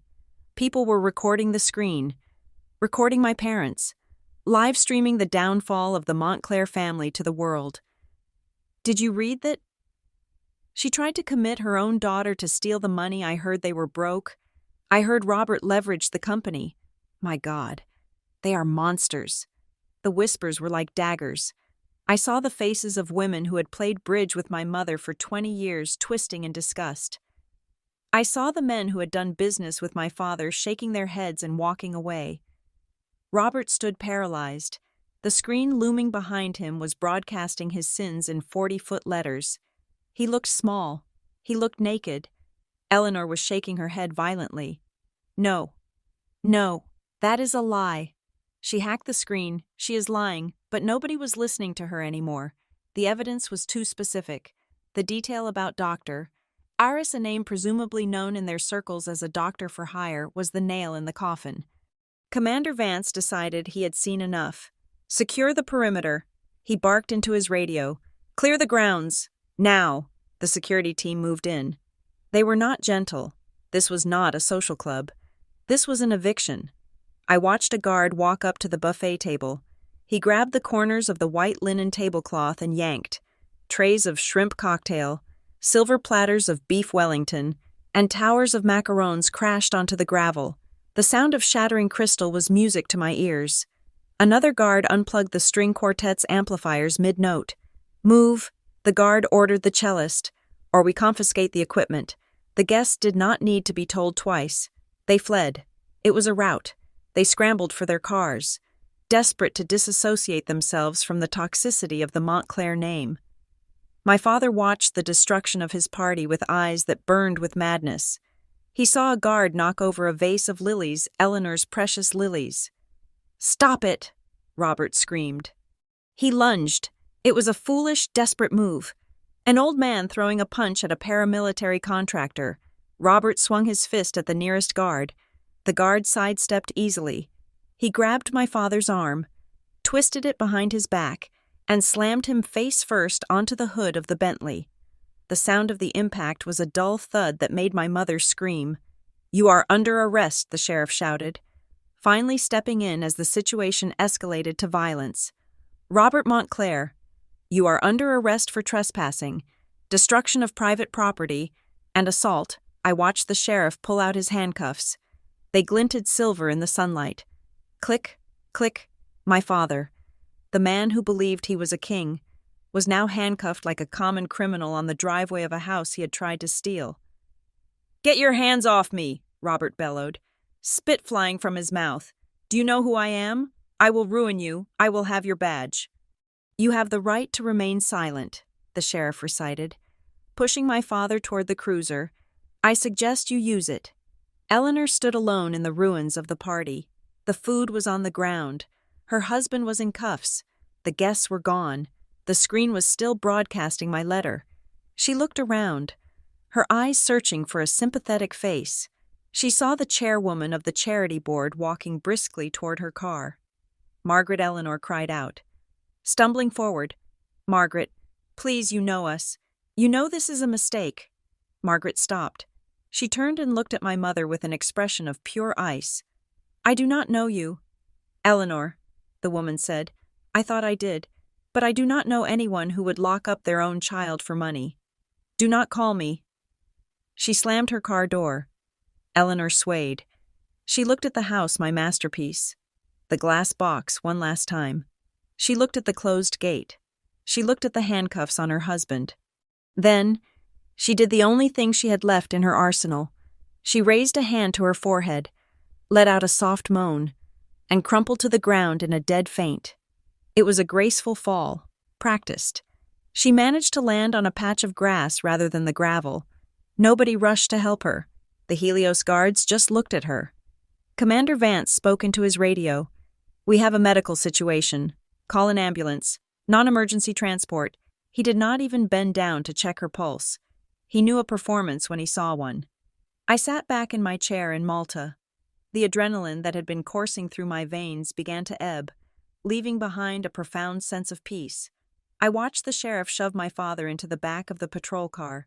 I watched the paramedics arrive and load my mother onto a stretcher, her eyelids fluttering just enough to check if anyone was watching. I watched the Helios team lock the heavy iron gates again. The party was over. The lie was over. I reached out and touched the screen of my tablet. My finger hovered over the end session button. I did not feel happy. Happiness was too light a word. I felt heavy, solid, and real. I felt like a building that had weathered a hurricane and was still standing. "Goodbye," I whispered. I tapped the screen. The video feed cut to black. I closed the tablet cover. I picked up my wine glass and drained the last of the dark. Rich liquid. It tasted like justice. I stood up and walked to the edge of the terrace. The Mediterranean Sea stretched out before me, vast and blue and indifferent. I was Caitlin Montclair. I was 34 years old. I had no parents. I had no home. But for the first time in my entire life, the ground beneath my feet belonged entirely to me. The headlines on Monday morning were not about the weather. They were not about the local sports team or the fluctuations of the tech market. They were about the implosion of a dynasty. I sat in my villa in Malta, scrolling through the digital edition of the Seattle Times.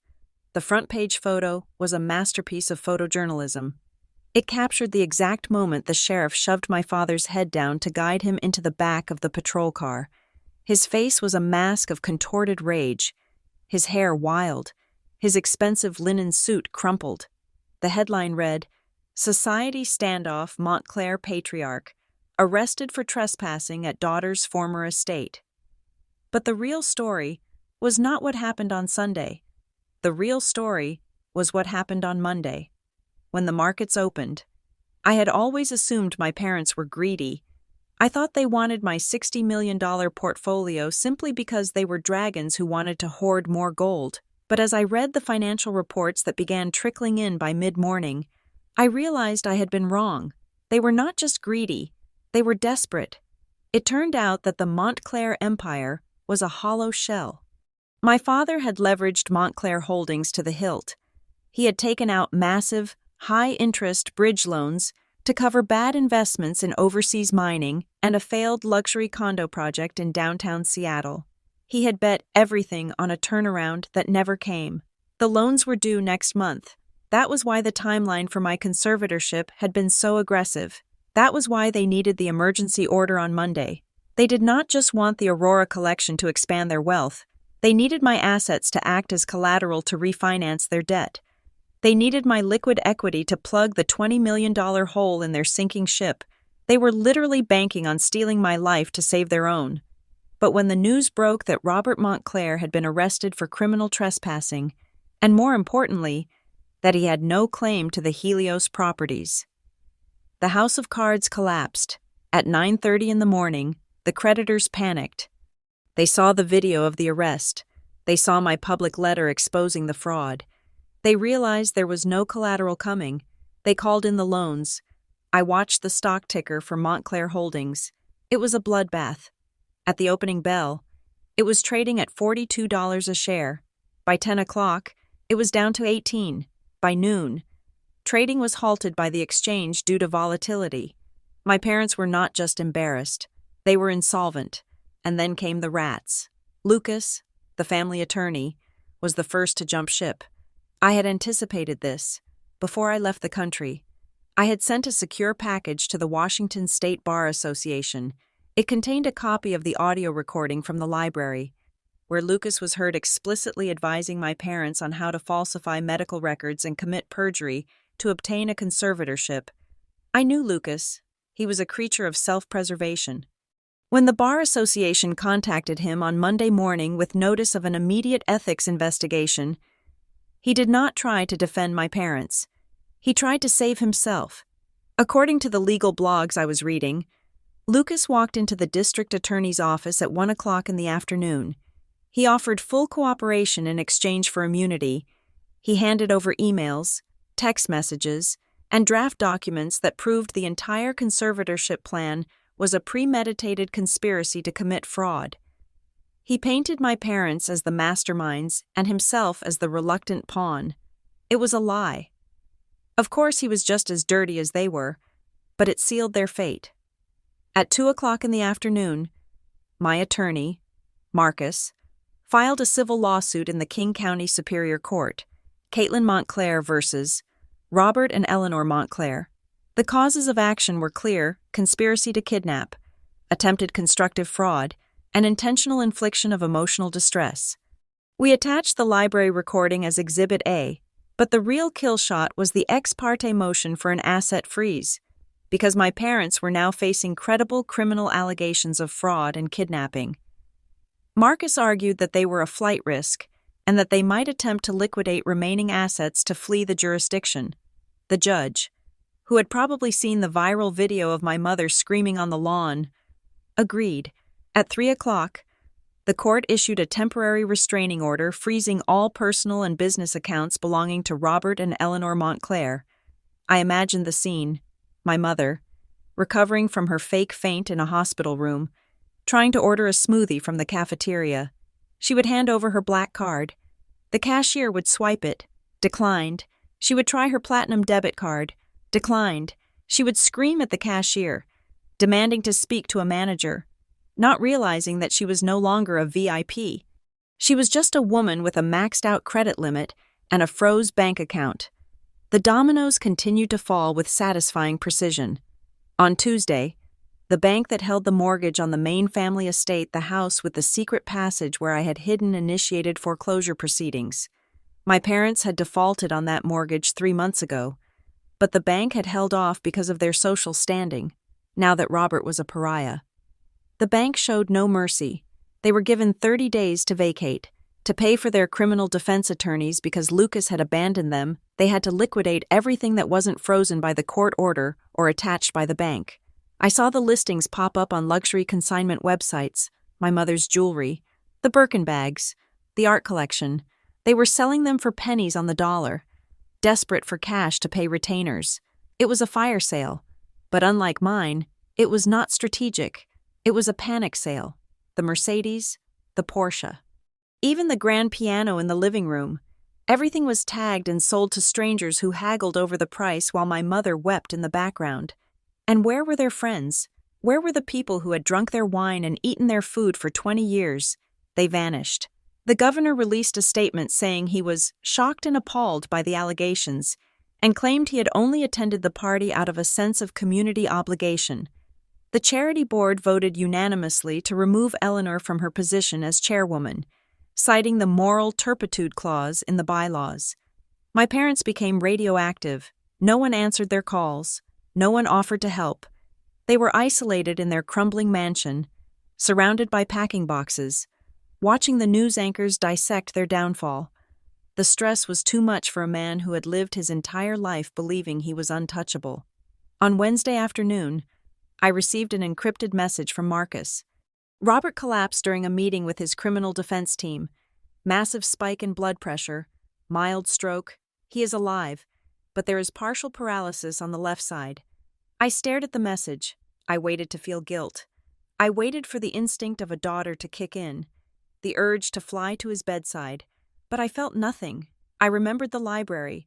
I remembered him laughing as he called me a worker ant. I remembered him planning to lock me away in a facility where I would be drugged into submission. He had wanted to incapacitate me. Now, his own body had done the job for him. And then came the final irony, because the company stock had crashed and the accounts were frozen. Their premium health insurance policy had lapsed for non-payment on Monday. The grace period had expired the day before the stroke. Robert Montclair, the man who sneered at the poor, was transported not to the private luxury wing of Swedish hospital, but to the overflowing, underfunded county trauma center. Marcus told me the details later. My father was lying on a gurney in a hallway because there were no private rooms available. He was surrounded by the very people he had spent his life avoiding: the destitute, the addicted, the forgotten. My mother was sitting beside him on a plastic chair, wearing a tracksuit because she had sold her designer clothes. She was yelling at a nurse, demanding better service, demanding to speak to the director. The nurse, overworked and underpaid, simply looked at her and said, "Ma'am, you will have to wait your turn like everyone else. Your insurance was declined." They were trapped. They were trapped in the system they had tried to weaponize against me. They had no home. The bank was taking it. They had no money. The court had frozen it. They had no reputation. The media had destroyed it. And now, they had no health. They were stripped bare. I sat on my terrace as the sun went down over the Mediterranean. I thought about the concept of revenge. People always said revenge was a dish best served cold. But this did not feel cold. It felt balanced.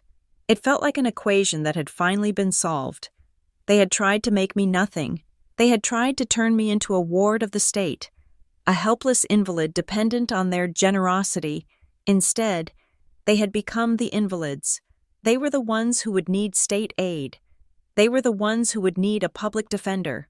I closed my eyes and listened to the ocean. I had sold the house collection they thought they owned. But the price they paid was not in dollars. They paid with their entire existence. The worker ant had walked away with the kingdom. The grasshoppers were left to starve in the winter they had created for themselves. I picked up my phone and dialed Marcus. "Is it done?" I asked. "It is done," Marcus said. "The foreclosure notice was posted on their front door an hour ago. The locks will be changed on Friday." Friday. 1 week. It had taken exactly 1 week to dismantle a lifetime of lies. "Good," I said. I hung up the phone. I did not need to know any more. The rest was just paperwork. I stood up and walked into my villa. It was small, simple, and entirely mine. I had bought it under a trust that could never be traced to the Montclair name. I was no longer the daughter of a dynasty. I was just Caitlin, and for the first time, that was enough. The sunlight in Tuscany hit the earth differently than it did in Seattle. In Seattle, the light was always filtered through gray clouds, cold and diffuse, hiding the sharp edges of the world. Here, in the rolling hills of Val d'Orcia, the sun was a heavy golden blanket that revealed everything. It warmed the ancient stone of my farmhouse, baked the scent of rosemary into the air, and for the first time in 34 years, it seemed to warm the marrow of my bones. I sat on a wooden bench beneath a gnarled olive tree, sketching on a pad of rough paper. I was no longer designing multi-million-dollar glass fortresses for the elite. I was sketching a plan for a small chicken coop for my neighbor, Signora Ricci, who paid me in fresh eggs and bottles of homemade wine that tasted like sunshine and dark berries. Here, I did not go by the name Caitlin Montclair. The name Montclair had been splashed across too many tabloids, associated with fraud, scandal, and a spectacular public implosion. To the butcher in the village, to the postman, and to my new friends, I was simply Kate, just Kate, a woman who moved here from America looking for a quiet life. It had been 6 months since I boarded that jet in Seattle. 6 months since I watched my life burn down on a security camera feed and walked away from the ashes. I put down my charcoal pencil and looked at my hands. They were no longer manicured. There was a callus on my thumb from gardening and a smudge of graphite on my pinky. They looked like working hands. They looked like happy hands. My small design studio was located in the converted stable behind the main house. I took on one project at a time. Usually renovations for locals who wanted to preserve history rather than destroy it. I did not do it for the money. I had $52 million sitting in a diversified portfolio of international bonds and index funds. I did it because I loved the feeling of creating shelter. But I had found a better use for the money than just hoarding it. 2 months ago, I had legally established the Phoenix Grant. It was a private foundation, operating anonymously, dedicated to providing legal aid and emergency housing funds for young adults trapped in financially abusive conservatorships or family exploitations. I had already funded 3 cases, 3 young women, just like I had been, who were being suffocated by the people who were supposed to protect them. I read their files at night. I saw the same patterns: the control, the gaslighting, the weaponization of guilt, and with a stroke of a pen, I gave them the exit ramp I had to build for myself. It was the most satisfying money I had ever spent. My phone chimed on the bench beside me. It was not a frantic text from a mother demanding attention. It was a message from Matteo, a local ceramicist I had met at the market. Dinner tonight at the Piazza Lucia is making her wild boar ragu. Bring that wine you like. I smiled. These were my friends now. Matteo, Lucia, heavy-set Giovanni who ran the bakery. They did not know about the Aurora collection. They did not know I was a multimillionaire. They liked me because I listened to their stories, because I helped fix Giovanni's drafty roof, and because I actually laughed at their jokes. For the first time, I was loved for who I was, not for what I could provide, but the past, no matter how far you run, always sends the occasional postcard. I picked up the thick envelope that had arrived in the Morning Post. It bore the return address of Marcus's law firm in Seattle. I had let it sit on the table for 2 hours, staring at it, letting the old anxiety flutter in my chest like a trapped bird. But the bird was smaller now. It had no claws. I slid my finger under the flap and tore it open. Inside was a formal legal update, written in Marcus's crisp, no-nonsense style. Dear Caitlin, I hope Italy is treating you well. The weather in Seattle is miserable, as always. I am writing to provide you with the final disposition regarding the Commonwealth versus Montclair case. Your parents accepted a plea deal last week to avoid a trial that would have certainly resulted in prison time. They pleaded no contest to charges of fraud and conspiracy. The judge sentenced them to 5 years of probation and community service. The civil suits from the creditors have been settled. The bank completed the foreclosure on the main estate on Monday. The house was sold at auction yesterday for a fraction of its value to pay off the primary liens. Robert and Eleanor have relocated. They are currently renting a 2-bedroom apartment in a complex in Renton, near the industrial park. It is a 4th-floor walk-up. Robert's stroke recovery has plateaued. He has limited mobility in his left arm and cannot drive. He has taken a job as a greeter at a discount warehouse store to supplement their Social Security, which is their only remaining income. Eleanor is working part-time at a dry cleaner, tagging clothes. She attempted to contact my office last week, demanding that I forward a letter to you. She claimed they are destitute and that you owe them for raising you. I returned the letter unopened and informed her that any further attempts to contact you would be a violation of the restraining order and would result in immediate revocation of their probation. They are blocked. Caitlin, completely. They cannot reach you. They cannot hurt you. Also, I found something during the asset liquidation auction. I thought you should have it. Best, Marcus. I lowered the letter. Renton. I knew the area. It was gray, industrial, full of concrete warehouses and the sound of highway traffic. It was the exact opposite of the world they had pretended to rule. I tried to picture my father, the man who used to scream at waiters if his water glass was empty, standing at the door of a warehouse store, wearing a vest, saying hello to customers who did not care who he was. I tried to picture my mother, who used to faint at the sight of dirt, standing in the steam of a dry cleaner, tagging other people's silk blouses she could no longer afford. I waited for the rush of triumph. I waited to feel the vindictive glee that I had felt watching the camera feed 6 months ago, but it did not come. Instead, I felt a profound sense of distance. It was like looking at a shipwreck through a telescope. I could see the wreckage. I could see the survivors clinging to the debris. But I was on dry land. Miles away, they were living the life they had looked down on. They were living the life of the worker ants they had despised. There was a poetic justice in it, certainly, but thinking about them did not give me pleasure. It just made me tired. They had tried to reach out. They had tried to ask for money.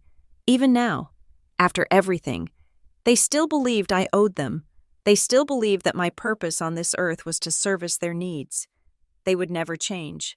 And because they would never change, I could never go back. I folded the letter and put it back in the envelope. I did not want to hate them anymore. Hate was a tether. Hate was a cable that connected you to the object of your hatred. I wanted to cut the cable. I wanted to be indifferent. I stood up and walked out of the stable, past the vegetable garden where my tomatoes were ripening on the vine, and into the small vineyard that came with the property. The grapes were small and hard, green pearls that would turn purple in September. I walked between the rows, feeling the dry earth crunch under my boots. I realized then that the greatest revenge wasn't the bankruptcy, it wasn't the public humiliation, it wasn't the warehouse job or the walk-up apartment. The greatest revenge was that I was happy. I was standing in a field in Tuscany, breathing air that smelled of sage and dust, and I was whole. I did not need their approval. I did not need their name. I did not need them to be proud of me. I remembered being 7 years old. I was sitting in the corner of the garage in Seattle, playing with a dollhouse. It wasn't a store-bought one. It was one I had made out of cardboard boxes and scraps of wood I found in the trash. I had spent weeks cutting out tiny windows and painting the walls with watercolors. My mother had walked in, looked at it, and laughed.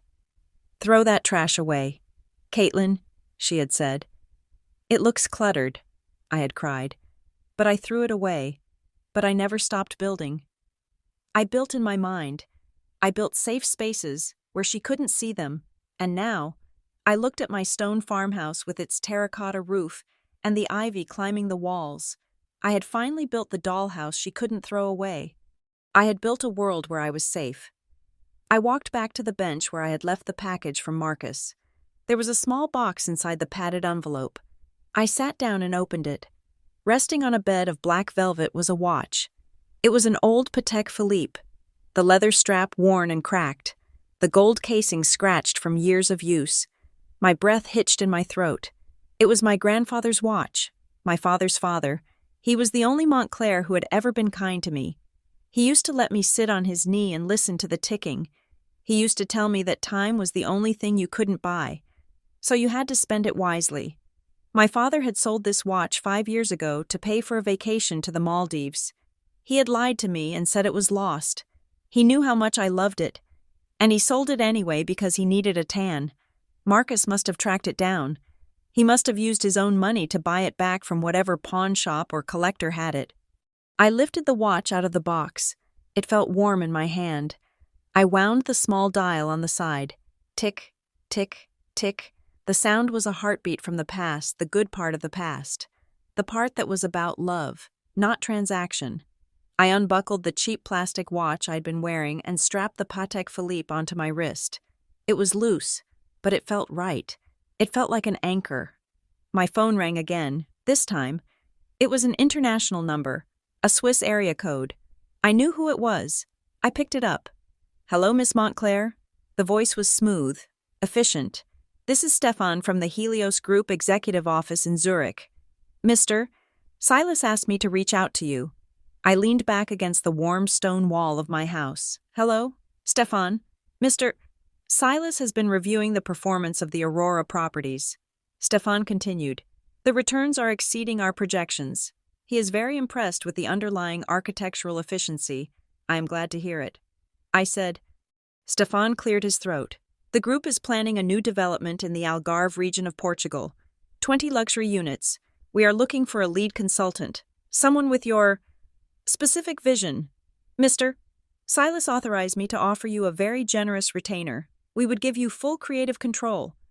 I looked out at the olive trees. I looked at the chicken coop I was designing for Signora Ricci. I thought about the stress, the deadlines, the 16-hour days, the world of sharks and contracts and bottom lines. I thought about the wild boar ragu I was going to eat tonight with my friends. I appreciate the offer. Stefan, I said, truly. But Stefan asked, sensing the rejection, but I am retired.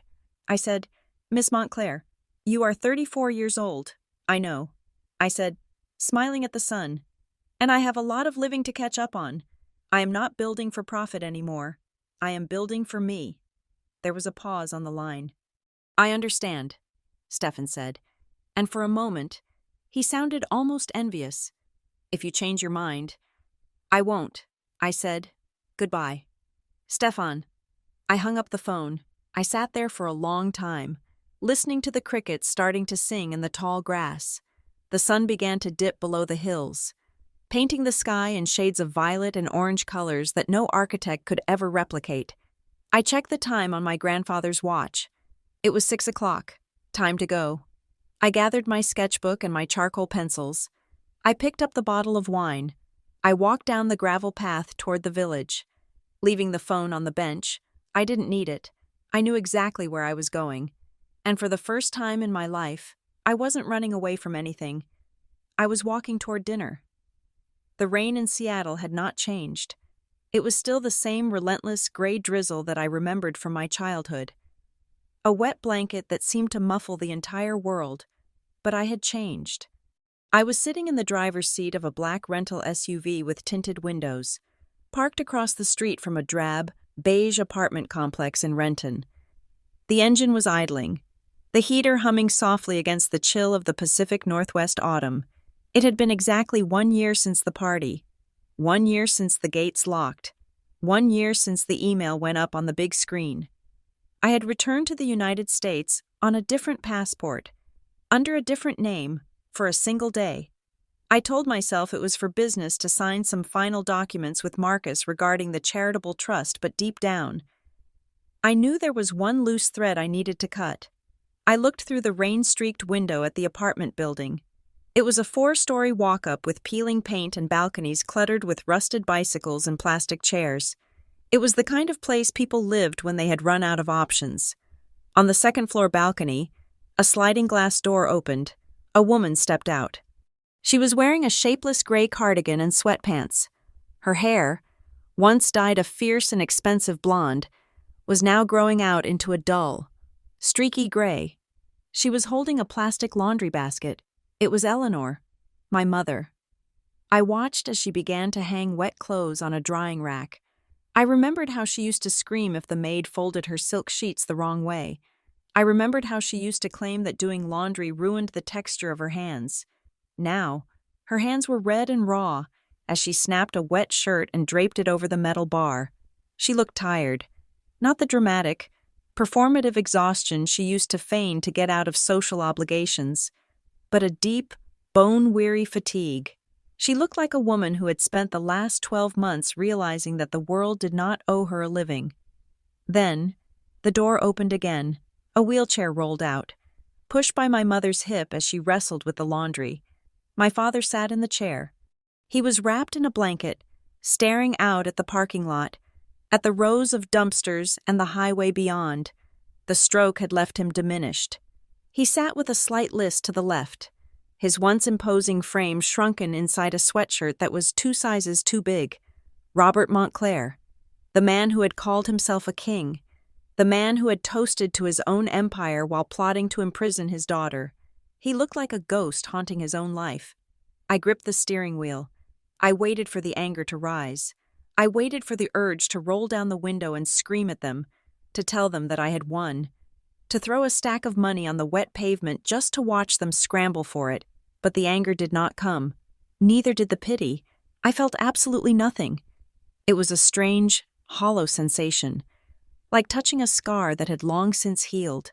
There was no pain, only the memory of where the wound used to be. They were strangers to me. They were just 2 people struggling in the rain. Consequences of their own arithmetic.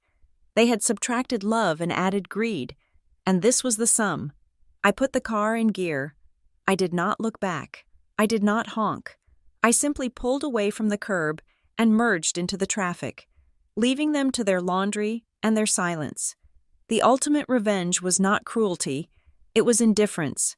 I drove south, leaving the city behind. The concrete sprawl gave way to pine trees and rocky coastlines as I crossed the border into Oregon. The rain stopped, replaced by a brooding, cloudy sky that made the ocean look like hammered steel. I was heading to the site of the glass box. According to the public records, the Helios Group had begun a massive renovation project 6 months ago. They had gutted the interior, reconfigured the grounds, and filed permits for a community usage variance. I wanted to see it.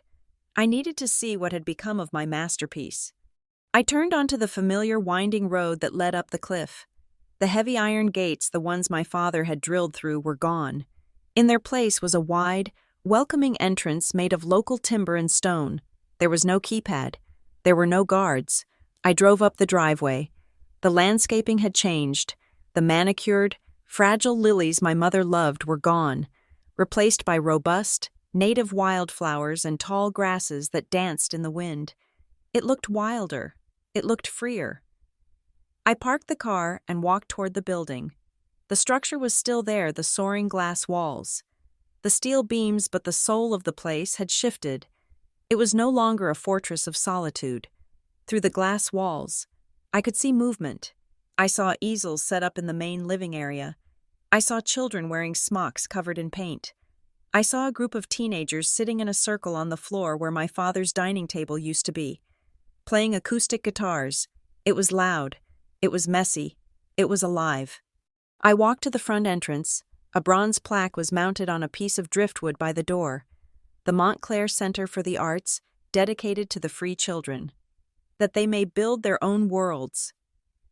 I ran my fingers over the raised letters of my last name for so long. Montclair had meant exclusion. It had meant snobbery, greed, and a desperate, clawing need for status. My parents had made the name a weapon, but I had taken it back.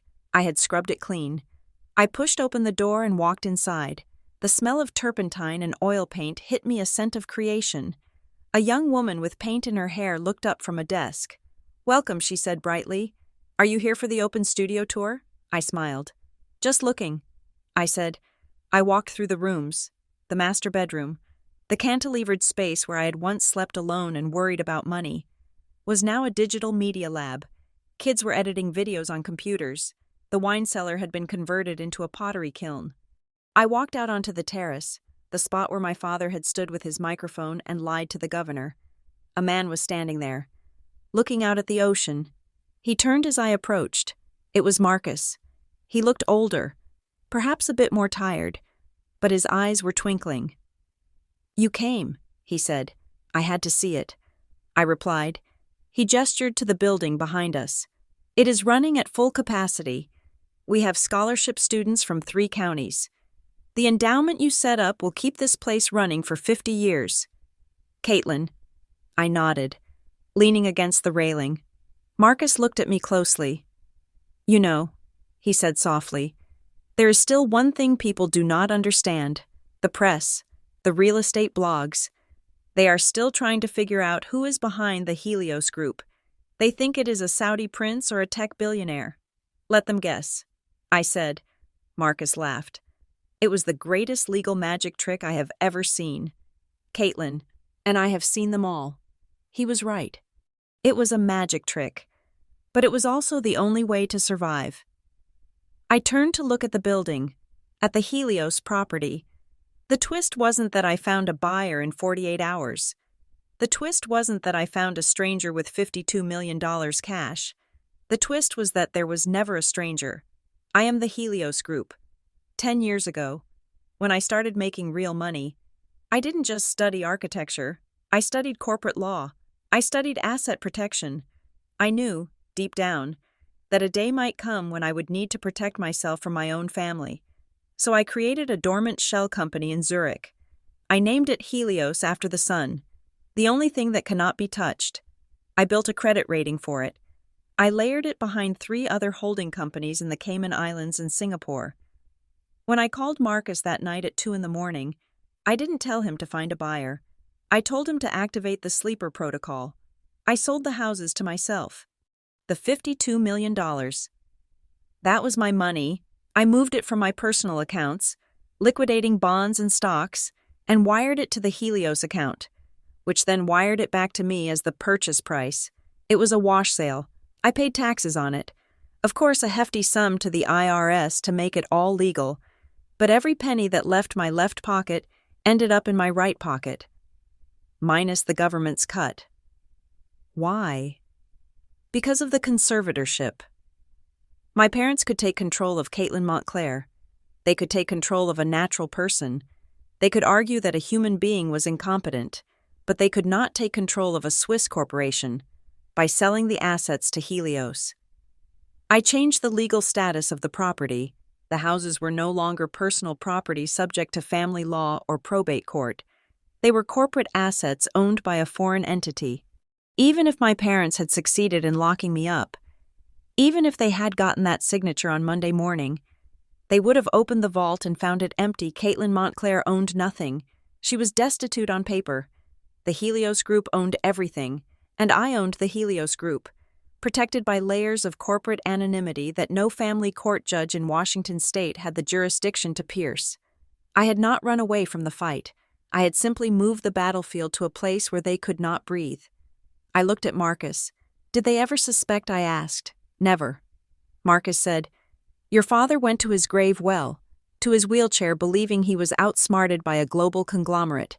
He thinks you are just a lucky girl who cashed out. He has no idea that he is living in a rental unit while you are the chairman of the board." Good, I said.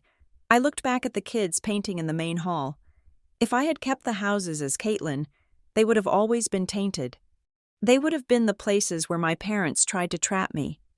Every room would have held a memory of their greed, but by selling them to Helios, by transforming them into this art center, I had purified them.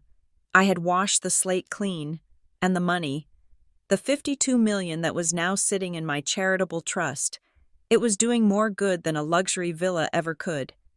I stepped away from the railing. I am leaving tonight. Marcus, I said, back to Italy. I know, he said. You have a harvest to bring in. I do. I walked back through the center of the building. A little girl, maybe 7 years old, ran past me holding a cardboard model of a house. It was crooked, glued together with too much tape, and painted a bright, garish blue. She stopped and looked up at me. "Do you like it?" she asked, holding it up proudly. I knelt down. I looked at her messy, wonderful creation. It was the most beautiful building I had ever seen. "It is perfect," I told her. "Is it for your dolls?" "No," she said, her eyes fierce and bright. "It is a fortress. For me." I smiled, and I felt a tear finally slip down my cheek. It wasn't a tear of sadness. It was a tear of recognition. "Keep building," I whispered to her, "and never let anyone take your keys." I stood up and walked out of the door, past the plaque that bore my name. I walked to my rental car, the gravel crunching under my boots. The sun was starting to break through the clouds, casting a shaft of golden light onto the ocean. My parents were back in Renton, trapped in the prison of their own making. They were prisoners of their past. I was a traveler of the future. I got into the car and started the engine. I had a plane to catch. I had a vineyard to tend. I had a life that was messy and real and entirely mine.